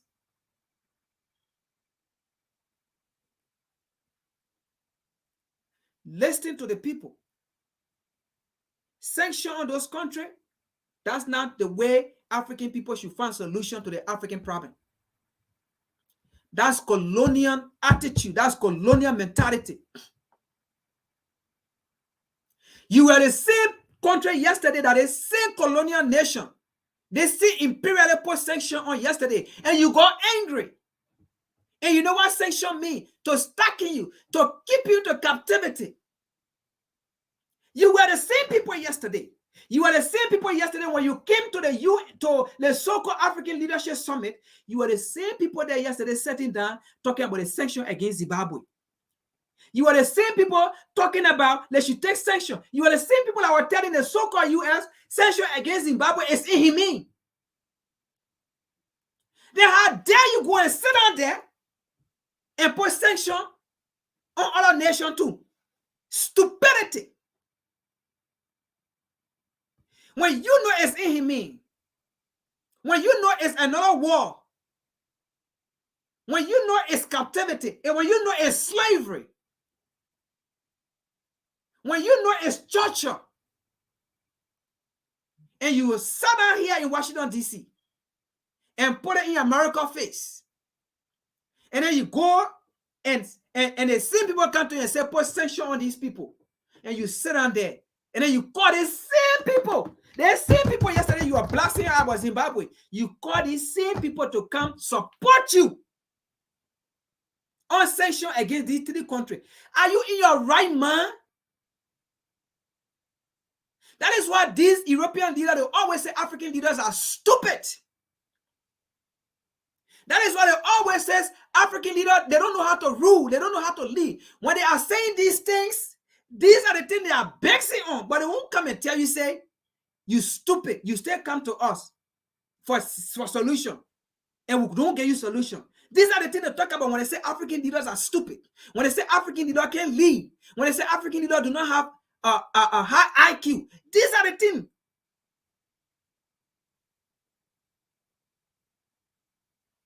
When they're looking down on you, these are the things. They see and they look down on you. Because in they can never do it against their people.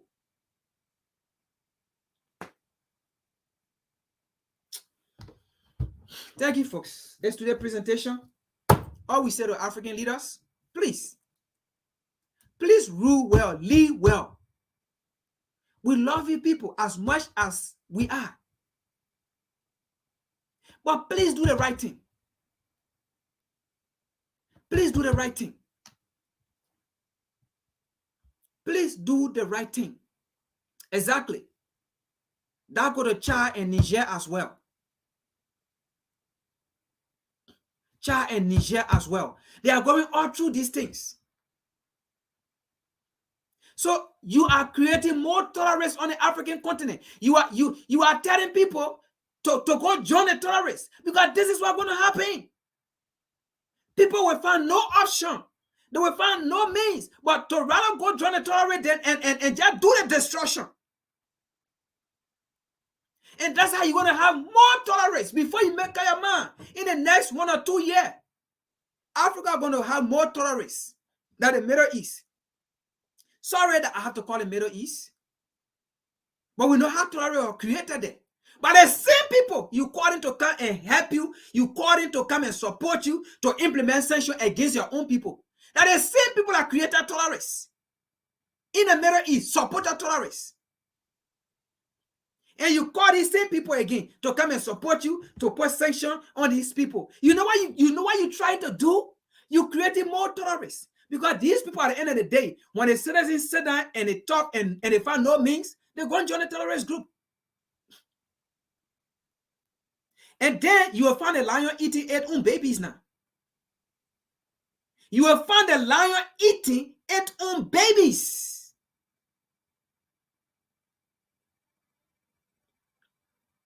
So you African, y'all go sit down and think twice. If you people have collected money from these so-called Westerners, you better give it back.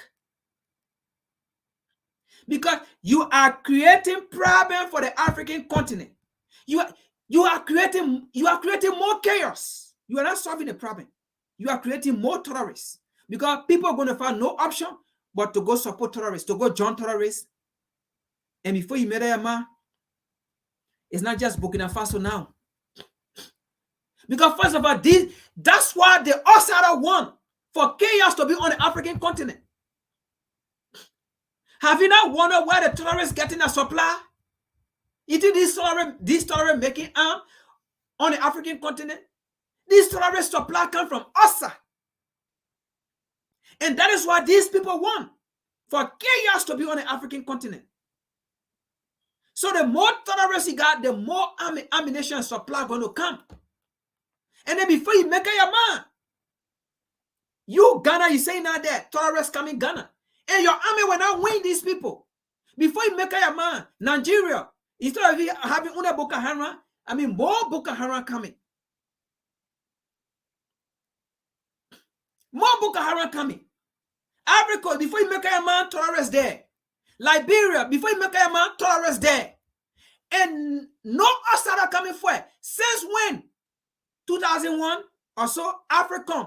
The so-called Obama and George Bush army in Africa to go help to fight for Africa. They've been there. They're not solving African people problem. They're not dying for Africa. You know when America made a decision never to fight for Africa people, for African people? Well, in Somalia, Black Hawk Down. Black Hawk Down. When they decided to go fight, when the Malian people, when they killed a lot of Americans, from that day, they decided no American will fight for African people again. Never. Never. From that day, Black Hawk Down in Somalia, from that day, they made a treaty. No day American will die for African people. No day American will die fighting for African. So by you having Africa on the African continent, it's not there for them to go die for Africa or to die for African people. Never. They have said it. Black Hawk Down, that's Somali. They have said it. Never again American die for African. Never. They have said it. And they pass it. Never it happened. Never American Marine die fighting for African. Fighting for Africa. Never.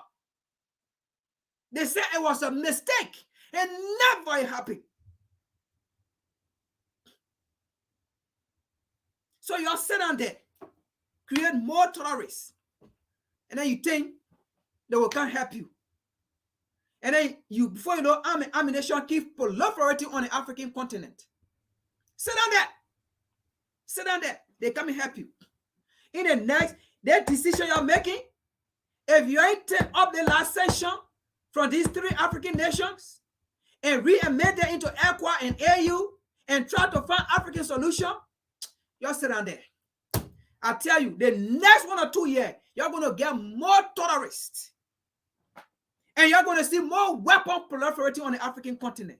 And then before you make a man, the entire African nation, there will be no peace. You will see terrorists all over. They will just be bumping. They will just, anywhere they will hit. Chaos. Destabilize the African continent. Because these imperialists are seeing that their interest in Africa is limited. And you see all these things. And you start making stupidity. You start making stupid decisions. I see you folks. I will see you guys tomorrow on a Saturday show and then also next Friday. Peace.